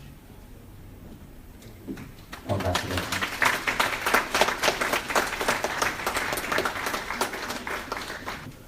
In the last 2 years, I must have received up to 10 awards, but this will be very special to me because it's been given to me by my colleagues, so I value this for the rest of my life. It's a special one, very dear to my heart, so I want to say a very big thank you to everyone for this. Secondly, also, I think I'm truly humbled, to receive this award and to be here today, to celebrate with Professor Anionwu, because I could remember for the first time we shared podium together at the NMC. I don't know whether she could still remember that. When I was still part of the executive member of the Nigerian Nursing and Midwifery Council, representing the Nigerian nurses, not Nigerian nurses, rather, representing the entire nurses in England. I was invited with Professor Anionwu to come and talk about equalities during the Black History Month. And it was a great honor for someone like me. I was only band 7 by then, sharing the same podium with Prof. And I will never forget that particular time. That was in 2009 when we had this conference at the NMC. And it's someone that most of us have always been looking up to, in terms of building our career, in terms of making a difference in other people's lives. And I'm just delighted, to be part of the people who are celebrating Prof tonight. Prof, thank you for giving us that opportunity to, to follow you, to emulate you, and for the opportunity to give to us to inspire others like you. We want to say a very big thank you to you. Thanks so much, everyone. Congratulations, sir. Thank you. Okay, our next recipient has a very special story within her citation, and as I'm not a healthcare professional, I won't be able to do justice to that. But to present that award, can we please put our hands together and welcome Dr. Gloria Rowland, who's going to present, and to read her citation and give us that special insight as to what she has done. Can we also welcome Liz Ikanem to read the citation? Thank you very much.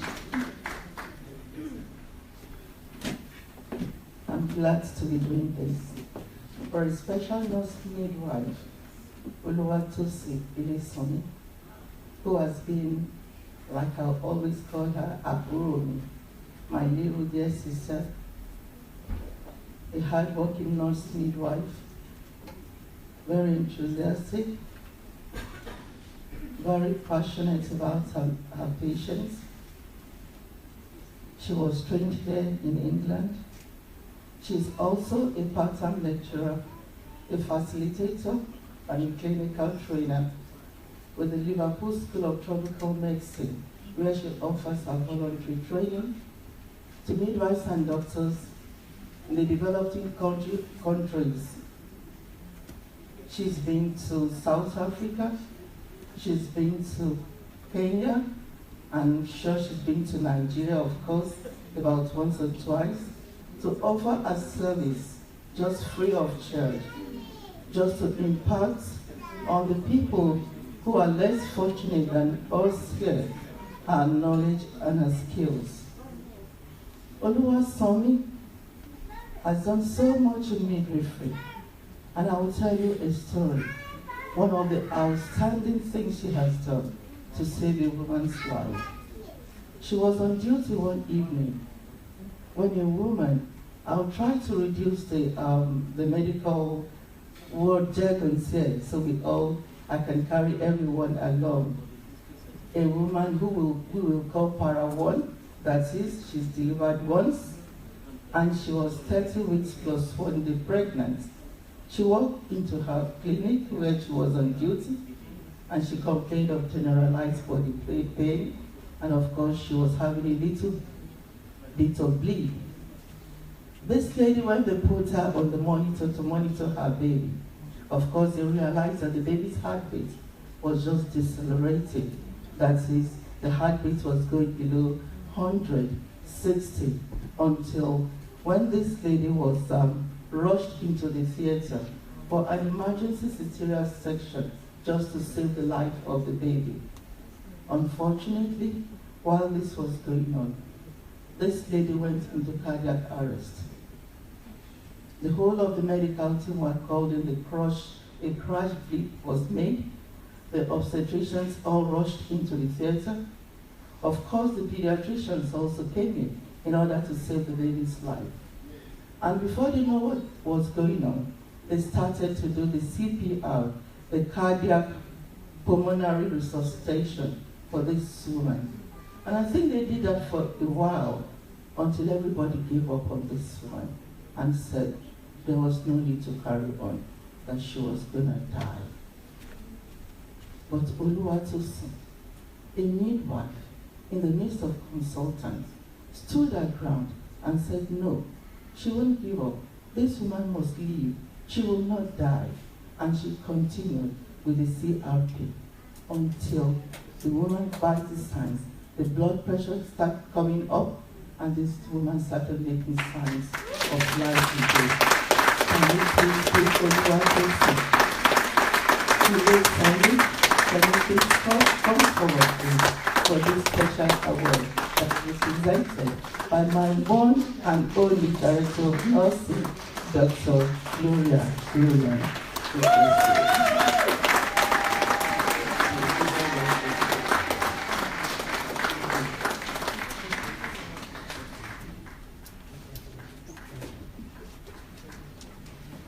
Good evening, everyone, and thank you for giving me the opportunity actually to present this award. I'm a director of midwifery, and hearing what Sophie have done, I think is amazing. And I'm sure people in the room might not appreciate what she's done. And we work in a very challenging environment, high pressured. And people that knows me will know that I've always challenged doctors, because that's what we are trained to do as midwives. We will challenge them. And if things are not right, we will stand our ground. And that's what you've done. You've just saved your life. So thank you very much.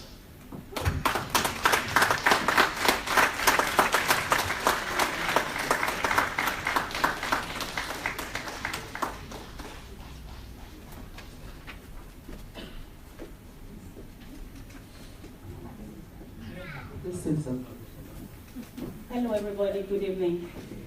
Thank you for this award, NCAK. NCAK. I do apologize. You are not a member, so don't worry. I just want to say thank you to everybody. I want to say thank you to the organization. I want me with this. I thank you all. I could not do it alone. I've got happiness. It was happiness case. Happiness just ran there, down at the bottom end. I supported her. And Elizabeth as well, I called her in because when we were resuscitating and the baby wasn't coming back, obviously you do get tired after the compressions. So I had to call people in. I thank everybody. I've got a lot of my colleagues sitting there at the back, including Wendy. Big kisses to you, girl. I thank you all. God bless you. And thanks for giving me this award. And thank you, Sister and Senior Tata. Congratulations.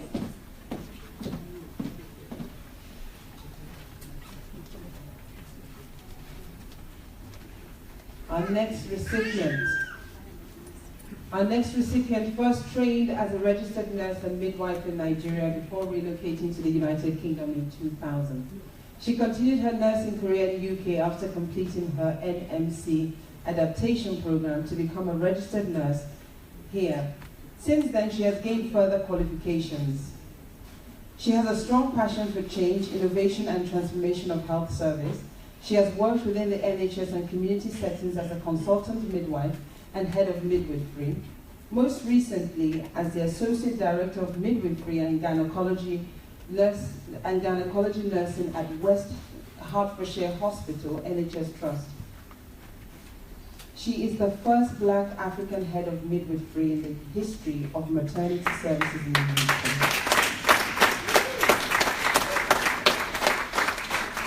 She also became a Mary C. Cole Scholar awarded by the Department of Health in 2009, a Florence Nightingale Research Scholar in 2011.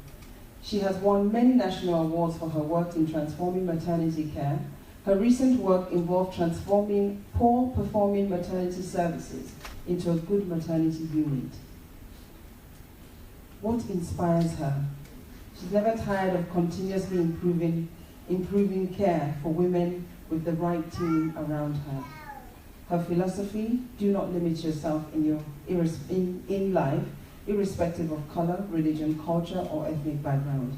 If you believe you can, then you would, and you can be a limit breaker. To present this award, can we please welcome Mrs. Wendy Odutola, and our recipient is none other than Dr. Gloria Rowland.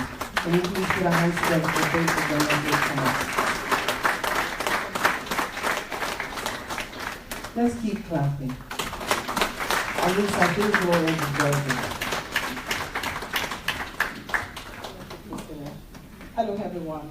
It's such an honor to be presenting this award to a very good friend of mine.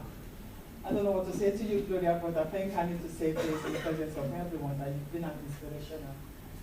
Breaking the glass ceiling in this country is never easy. And being the first ever African head of midwifery at the honor of BME, Black Minority Ethnic Group in the NHS is not a joke.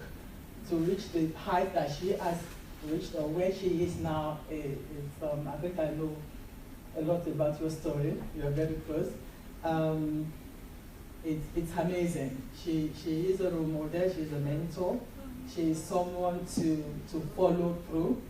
And you have made us proud, not only as Africans, not only as BNE, but as a Nigerian. You've broken a lot of ceilings that have never been broken in this country. So for that, we do appreciate you. So for this, on behalf of all the Nigerian nurses and midwives, including Ed Visitor in the United Kingdom.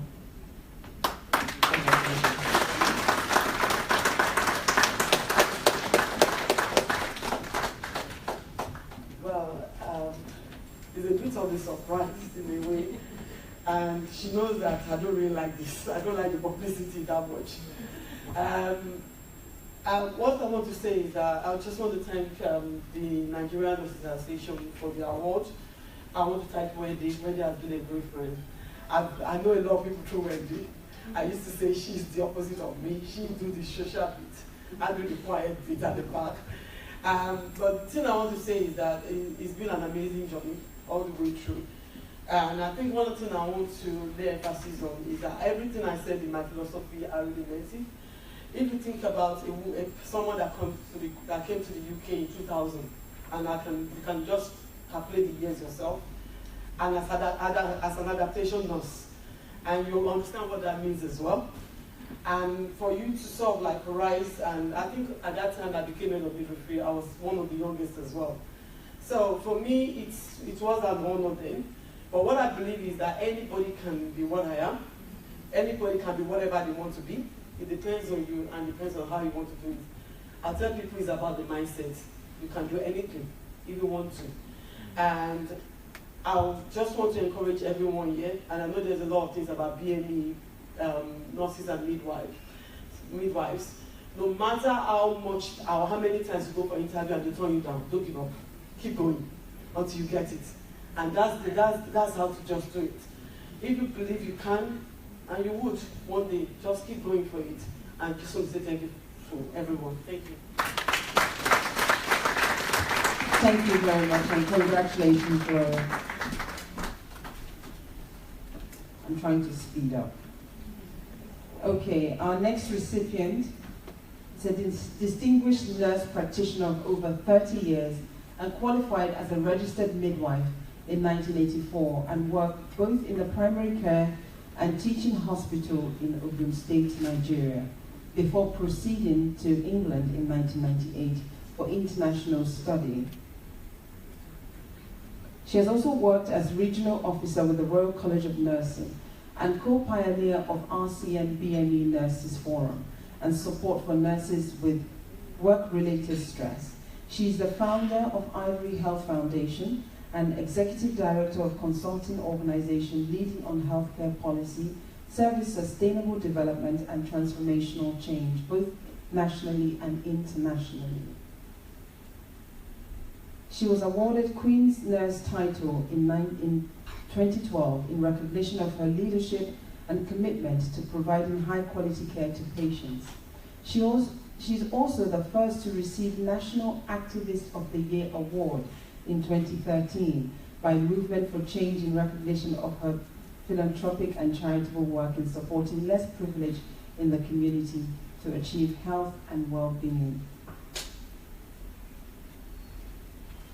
Her other related achievements include being an elected member of the Royal Regional Board, Royal College of Nursing, member London Borough of Waltham Forest Planning Committee, chair Waltham Forest Women in Public Life, vice chair of COOP Party, vice chair CLP, vice chair of and secretary of Local Campaign Forum and member of Chief Nursing Officer BME Advisory Group, NHS England. She was elected as councillor representing Lee Bridge Ward in May 2014 and elected mayor, first citizen of the London Borough of Waltham Forest. She has been an active protector of women's rights and people's empowerment for many years. She's married and she has 2 sons.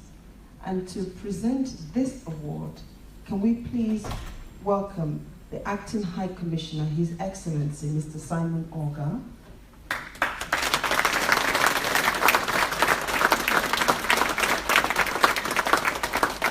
And our recipient is Her Worshipful Mayor, Yemi Osho. Can we please call him to the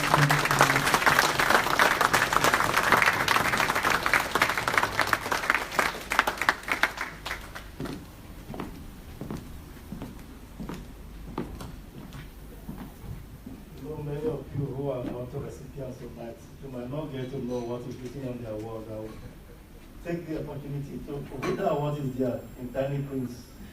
Nigerian Nurses Charitable Association UK presents Madam Mayor Yemi Osho, the worshipful, the Mayor of Waltham Forest, with NNCAUK Committee Excellence Award.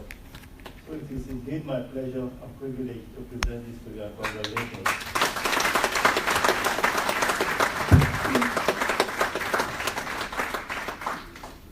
Good evening, everyone.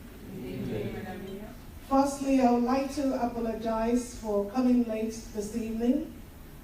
I obviously have about 3 functions today, which obviously led to arriving very late. Firstly, I'd just like to thank everyone for coming, and also like to thank the Nigerian Nursing Association for the work that they're doing among the BME nurses, and most especially Nigerians in UK. I also like to use this opportunity to congratulate Professor Elizabeth Nneka Anionwu, who has been a source of inspiration, not only just to myself, but of course to so many of us. I'd like to congratulate you, Professor, for all the work that you have done, and also your contribution to sickle cell and thalassemia, for the tireless work that you did in setting up the center, and of course, the work that you did around the Seacole statue. So obviously we're so proud of your achievements, and of course, the contribution to nursing as a whole. I also like to thank all the recipients this evening for your tremendous contribution to nursing. We're so proud of your achievements, and I urge you to continue because the sky is your limit. I also like to use this opportunity to encourage our other nurses that, as other people have said, we should not limit ourselves in whatever we set to achieve. No matter what your status, no matter your background, you should all aspire to make a difference. I believe as a nurse, we already have the innate quality to make a difference. And we obviously have a pulse on changing policy and improving standard of care for patients. So that would be my word of encouragement this evening. This award is a surprise to me this evening, and I'd like to thank Wendy for the work that she's been doing over several years. Of course, Mrs. Onida is also the funding, found at the association itself. We thank you, Mommy, for being here, and Daddy being on your side as well as in supporting you. We're so grateful for all that you have done for the association as well. So, yes, just say thank you. I just want to say thank you.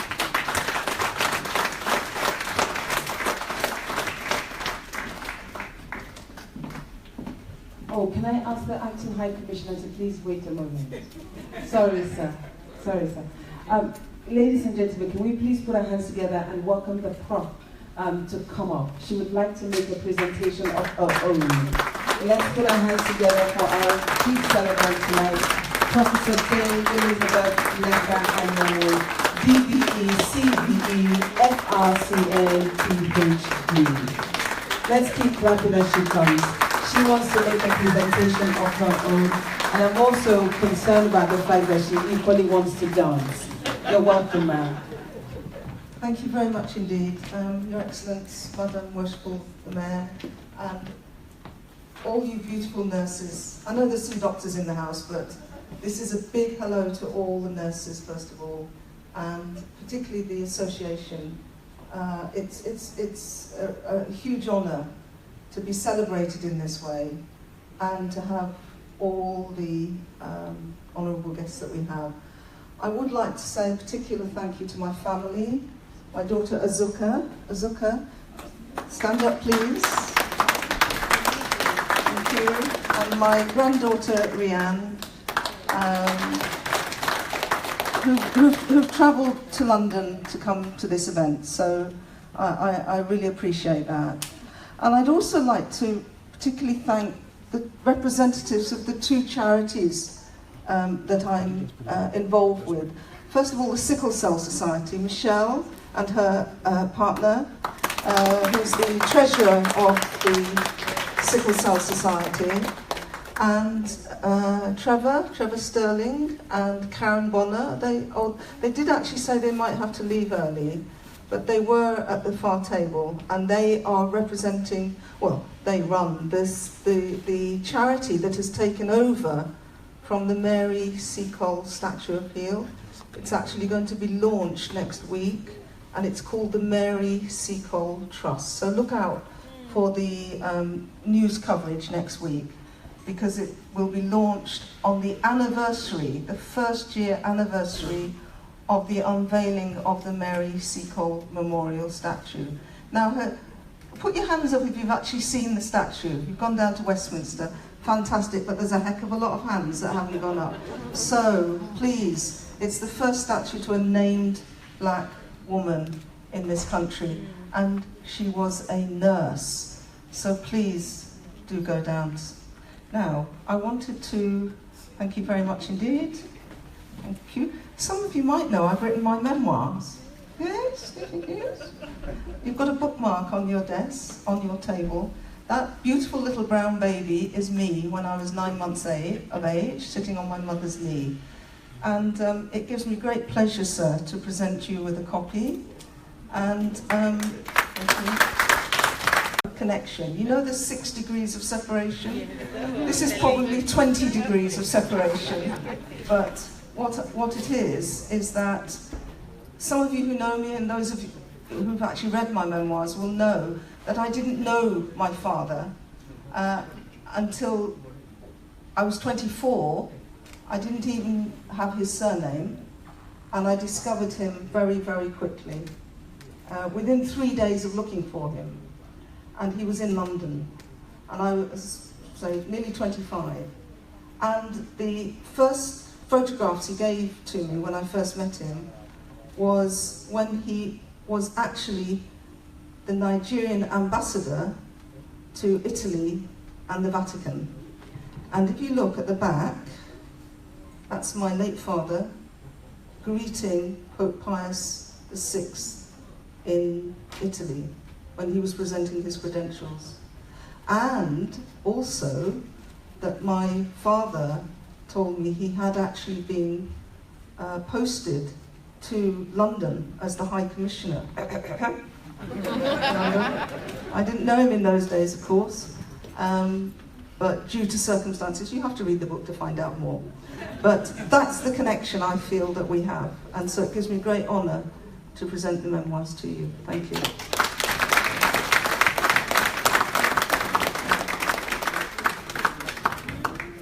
Thank you very much. I have spent about 35 years in the Nigerian Foreign Service. And when we came in, there are names we heard and we never. And this is one of them. Actually, it never dawned on me that the same person. If you go to the Ministry of Foreign Affairs, you see his picture and all that. And they made a lot of impact in the Foreign Service of Nigeria. They were what we call the 12 apostles or disciples. They are the people that started, actually, as it were, when we became independent. And 12 of them were selected from different ministries, and they formed the nucleus of the Nigerian Foreign Service. It used to be the prime ministers of the then it's done this one and became the Ministry of External Affairs. So indeed we are related, and I'm delighted to have this book with me. I'm going to read it, and I'm going to give her my own feedback. Thank you very much.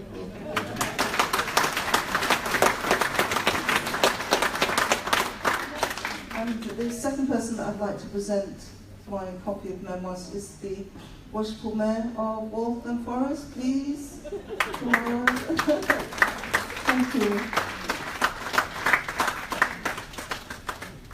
And I can't, well, we've got lots of connections, but none with Waltham Forest.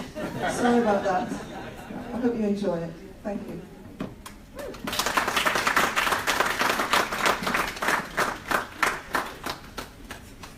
Thank you very much, Prof. Can we please put our hands together for our two celebrants tonight?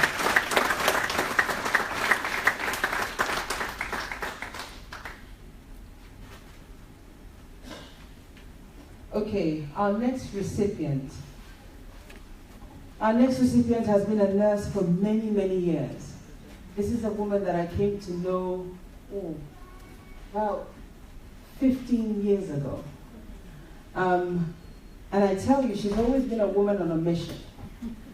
And in 1998, she had a vision and a mission.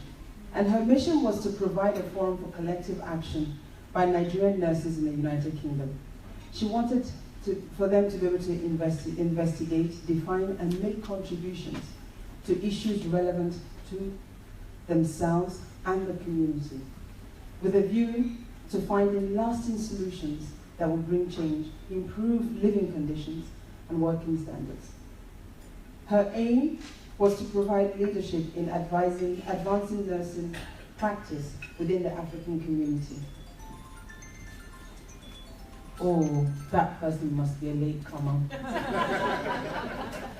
We won't look in their direction. As I was saying, her aim was to organize, coordinate, liaise, and establish a participating framework for nurses in the UK to enable participation in healthcare missions, programs, and events in the UK. She wanted to promote their career development in midwifery as well as nursing, in the health visiting sector and other health professionals here in the diaspora. She wanted to create a comfortable environment for those that are coming in from Nigeria. She wanted to provide support for when they get into trouble. She wanted to be able to help them to improve educationally, learning more about their profession and how they can climb that ladder. She looked around as one of those who had come in many years before and had gone through things herself, and there was nobody that she could turn to that either understood her language, her background, or where she was coming from. And as such, she decided that it was very important to have an organization that would be able to provide that service. And indeed, for 20 years, next year will mark the 20th year, for this length of time, 19 years and some, this organization has stood, provided support, educated, being available for those who need it within this profession, has also been able to direct those that needed pointing in the right direction. I think I've spoken for far too long. Yes. Ladies and gentlemen, let's put our hands together and welcome Mrs. Emily. She's so bright.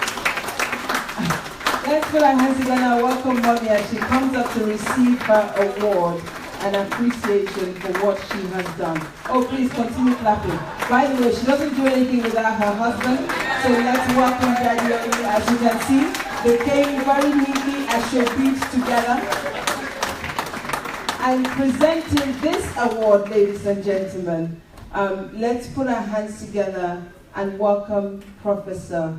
Our prof, of course, is going to do this presentation because our prof she's the patron of the organization and this is the founder. So it's only appropriate that our prof presents. Let's put our hands together for her. We're going to dance in a minute.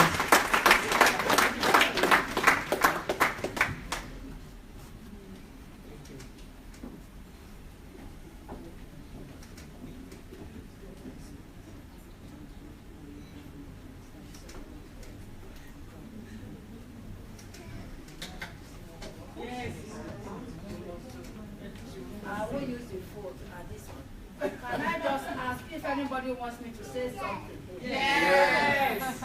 Thank you very much. You want me to say something? First of all, the one that really, made me tick is this old man.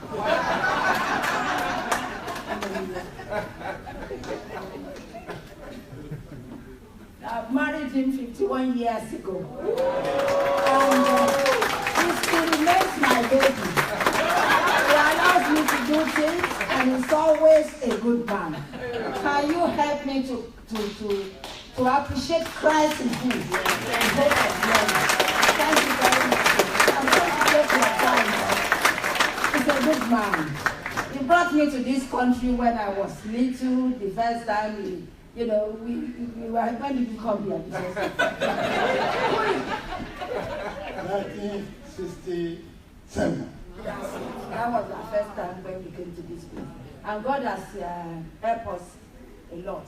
My prayer is that every one of us here, the Lord will meet you at the point of your need. You are here to eat the good of this land, and you will eat it indeed in Jesus' name. And concerning this association, you haven't seen anything yet. You will go places. People will know that you exist. And the name of God will be glorified through you. I love you all. God bless you. Remember, you are a mission. You must not disappoint your country.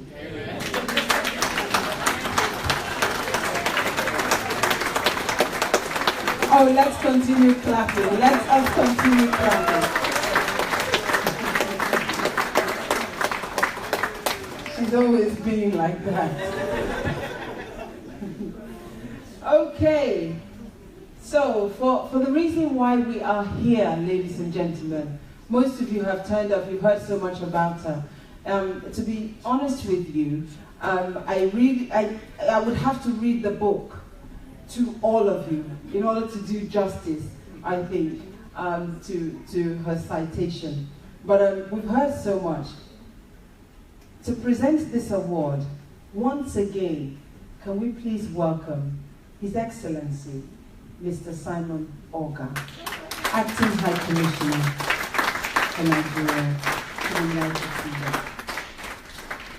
And our recipient tonight, she is an Emeritus Professor of Nursing at the University of West London. In 1979, she set up the first ever UK sickle cell thalassemia nurse counselling service based in Brent.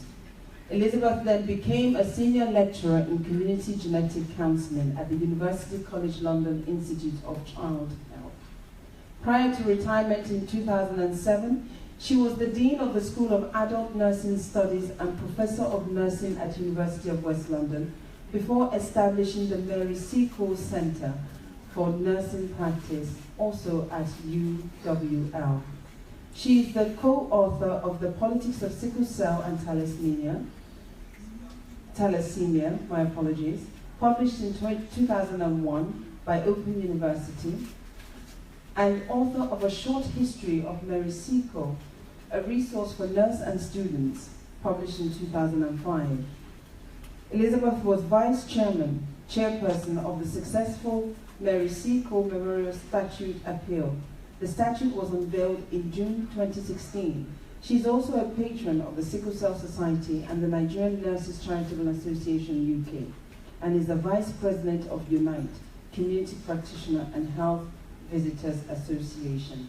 Ladies and gentlemen, can we please rise and welcome Professor Dame Elizabeth Nneka Anionwu, DBE, CBE, FRCN, PhD. Oh, let's put our hands together properly as we celebrate.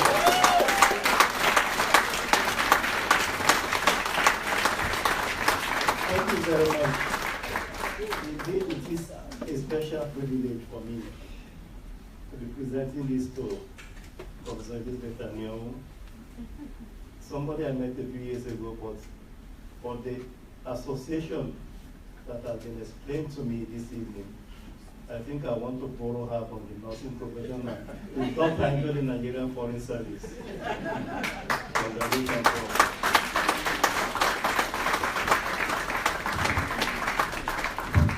Oh, please sit down. Thank you very much indeed. I'm very honoured that you presented this award to me. Thank you very much, Nigerian nurses. I'm so proud of you. You know, I'm not the easiest of persons to deal with sometimes, am I? I mean, I'm quite nice, but,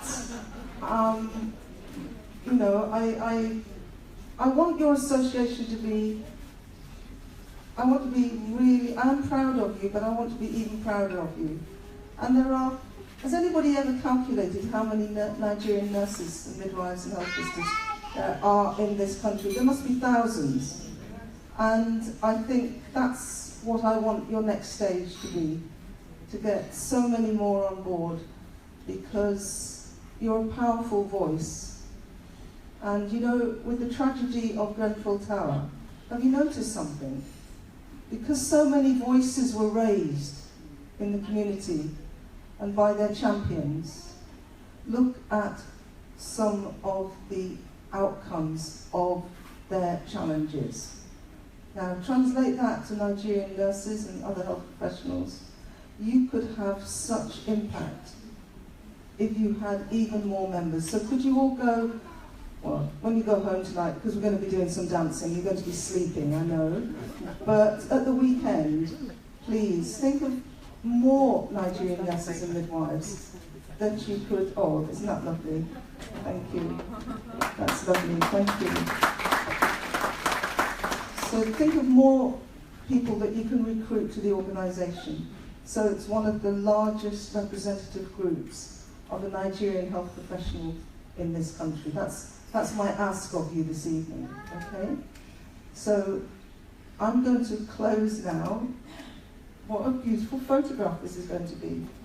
Because this youngster here, I don't want her falling asleep, because she likes to dance, as does her mother, as does her grandmother, as do you. So, I've always wanted to say this. Let's dance, dance, dance. Thank you so much, everybody. Thank you, Prof. Congratulations. Thank you.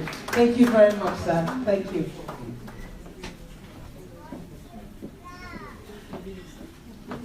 Okay, so the dance has been announced. However, we just want to do just some very quick housekeeping, and then we will get on with the shaking body, as we say in Nigeria.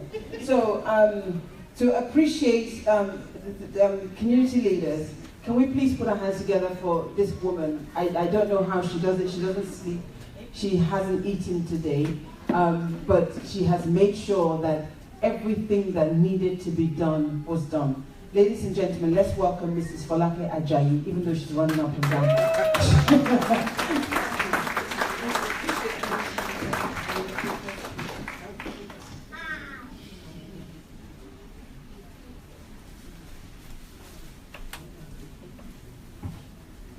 Well, I honestly didn't know that as I was running helter-skelter like a headless chicken, that I would be called upon now. Well, sir, we just want to actually thank you immensely from the bottom of our hearts for actually gracing this occasion and making it such a success. We thank you because you are one of our patrons. We can never forget you, and we will always bless you all our days, because you are always there for us, because you are an epitome of support to us, and we just need to give you this small card of appreciation and that. Well, you're a man, and mommy can have that. Thank you. Thank you very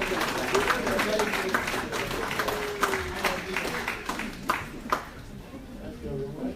When you are taking my surprise, there isn't much you can say. About my training, if you're a diplomat, you're supposed to be think out of the heart and have something to say. I remember I was at the reception the other day and with the ambassador, I think Papua New Guinea, and the conversation has gone on for so long. And he said, look, I ran out of conversation. I'm not sure I have much to say. And I said, Excellency, even the British weather is enough to keep somebody busy for the next 10 minutes. And you can ramble on and on and on and on. But I sincerely thank you. I've attended many functions. I've been appreciated. But for me, the work of a civil servant is to serve you. It's not for you to even appreciate. But since you've done it, I thank you immensely. Thank you very much.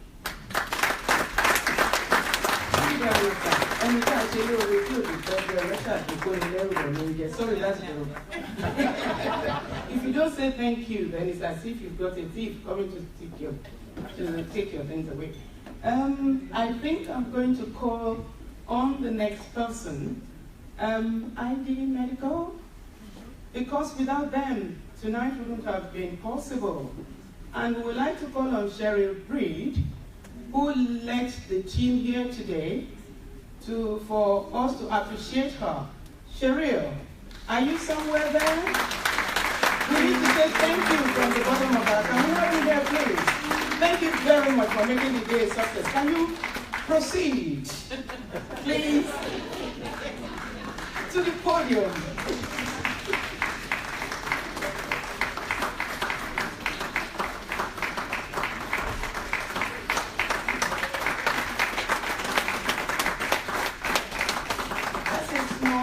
It's a token of your kindness and your thoughtfulness in sorting us out tonight and making today a huge success. Thank you very much from the bottom of our heart.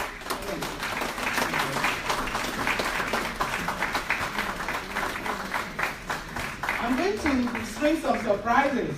Can I have my fantastic compare for tonight? Please. Well, without them, I don't think we would have been able to do anything. NNCAUK UK has to appreciate people that we need to appreciate. Priscilla has been wonderful. She's been outstanding in her support of NNCAUK UK. I call her our friend and associate of NNCAUK UK, and long may the relationship last. And I would like to appreciate her with a token from the bottom of our hearts. That's for you, and that's a small thank you card. God bless you. And another fantastic, indefatigable friend and associate called Yemisi Jenkins, NBE. Please proceed to the podium. Thank you. You've been fantastic. You've been gracious. We thank you from the bottom of our heart. That's a token from us. And we say thank you, thank you, thank you. Long may the relationship last. Thank you. We'll come and again. Madam President, can you take a picture with these our two gracious people? Yes. Come on.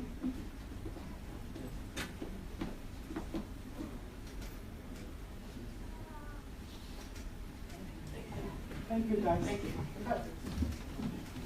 Because I'm very conscious that Prof wants us to dance, just this last one. Can we have all the executives, please? The Vice President, Vicky, General Secretary, Obi Amadi. Who is it,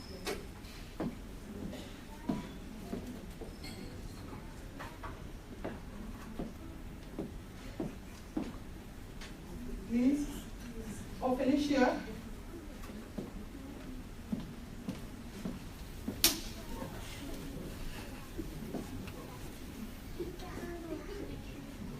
Paula, come on guys, come on, we need to dance. We need to dance.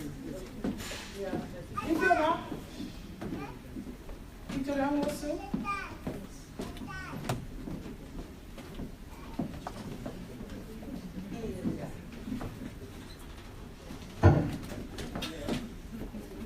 Don't worry, it's not the ladies up there. We do have men amongst us.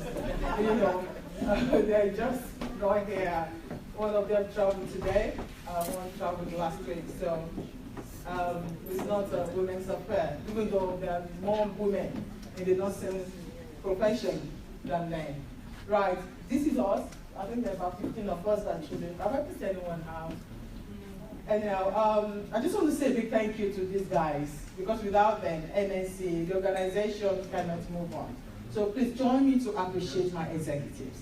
Thank you guys. And on top of that, I want to appreciate just one person amongst them for this evening. Her name is Mrs. Paula Ajayi, the treasurer. You will not sleep until every single day. You know, my husband had a rival for the past 3 weeks. You know, thank you very much for all your energy. She's retired, so but she's not tired. You know, so we appreciate you. Thank you very much. I know you did it, but you deserve it. You deserve it. Good evening. Well, all the thanks have been said, and I think I need to dance. But one thing we have not done is I thank the Almighty God for making this possible.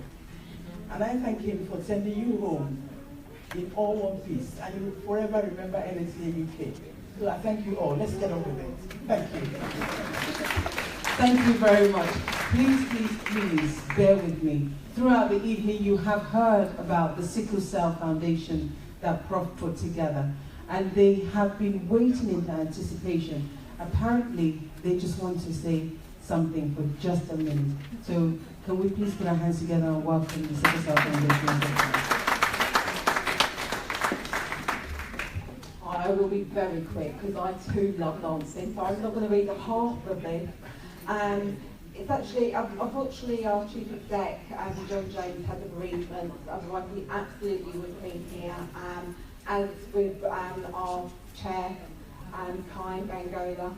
And Kai's words, just a little snippet, it's a testimony to the work of Professor Dame Elizabeth Anionwu, that nearly 40 years after the sickle cell formation, that the Sickle Cell Society continues to strive to be the voice of the condition that increasingly affects us all, regardless of our skin tone, as our communities come together in the beautiful mix that is our humanity.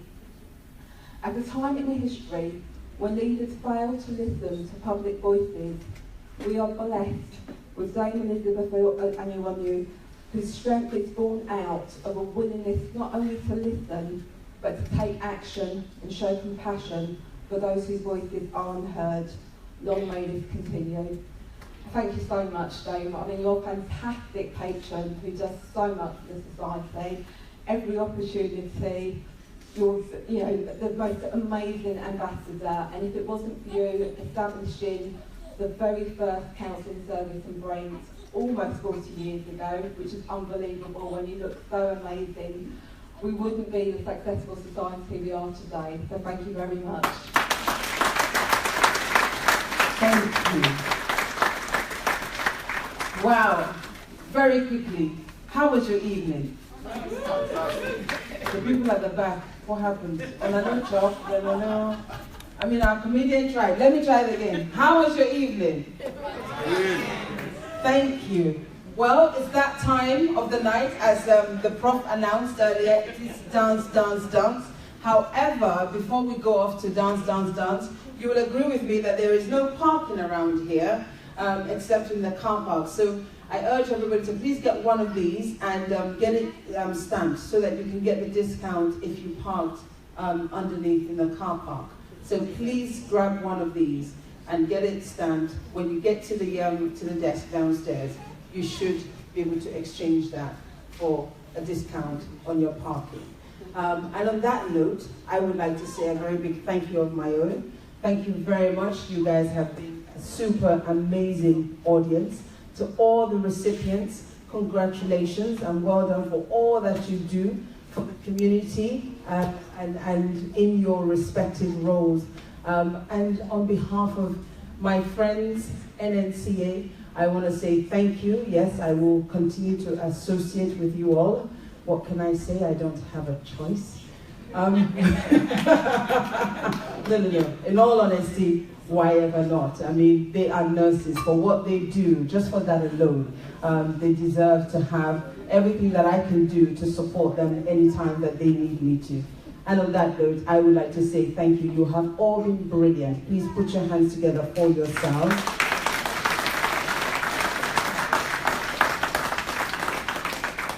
Thank you all for laughing at my dry jokes. My name is Priscilla Winkle. Good night. Let's get down there with this. Prof is going to open the floor. So let's wait for Prof because she's going to lead the way.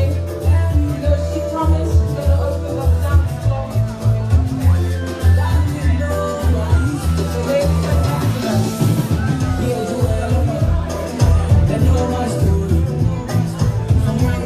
Prof is leading the way.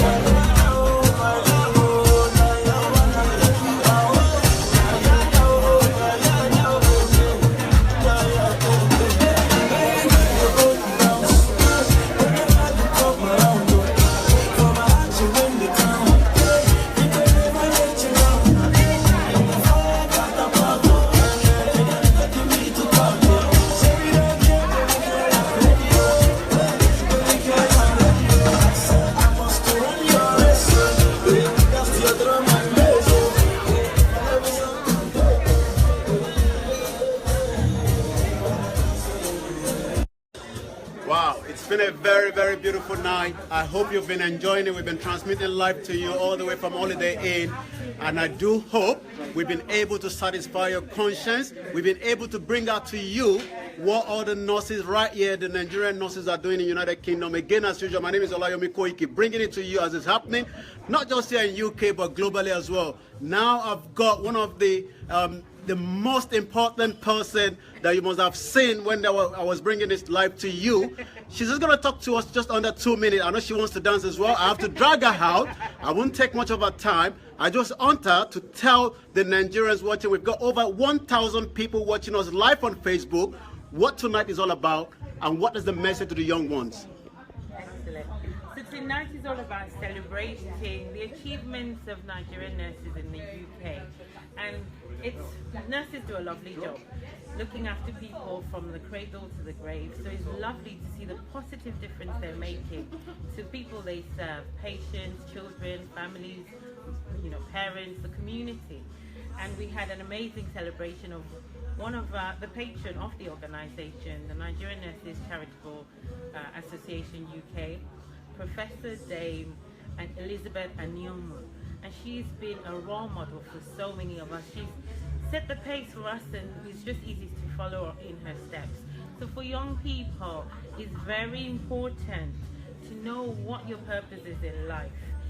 Get a role model, get a mentor, get a coach, somebody who will bring the best out of you. You can be the best you can be.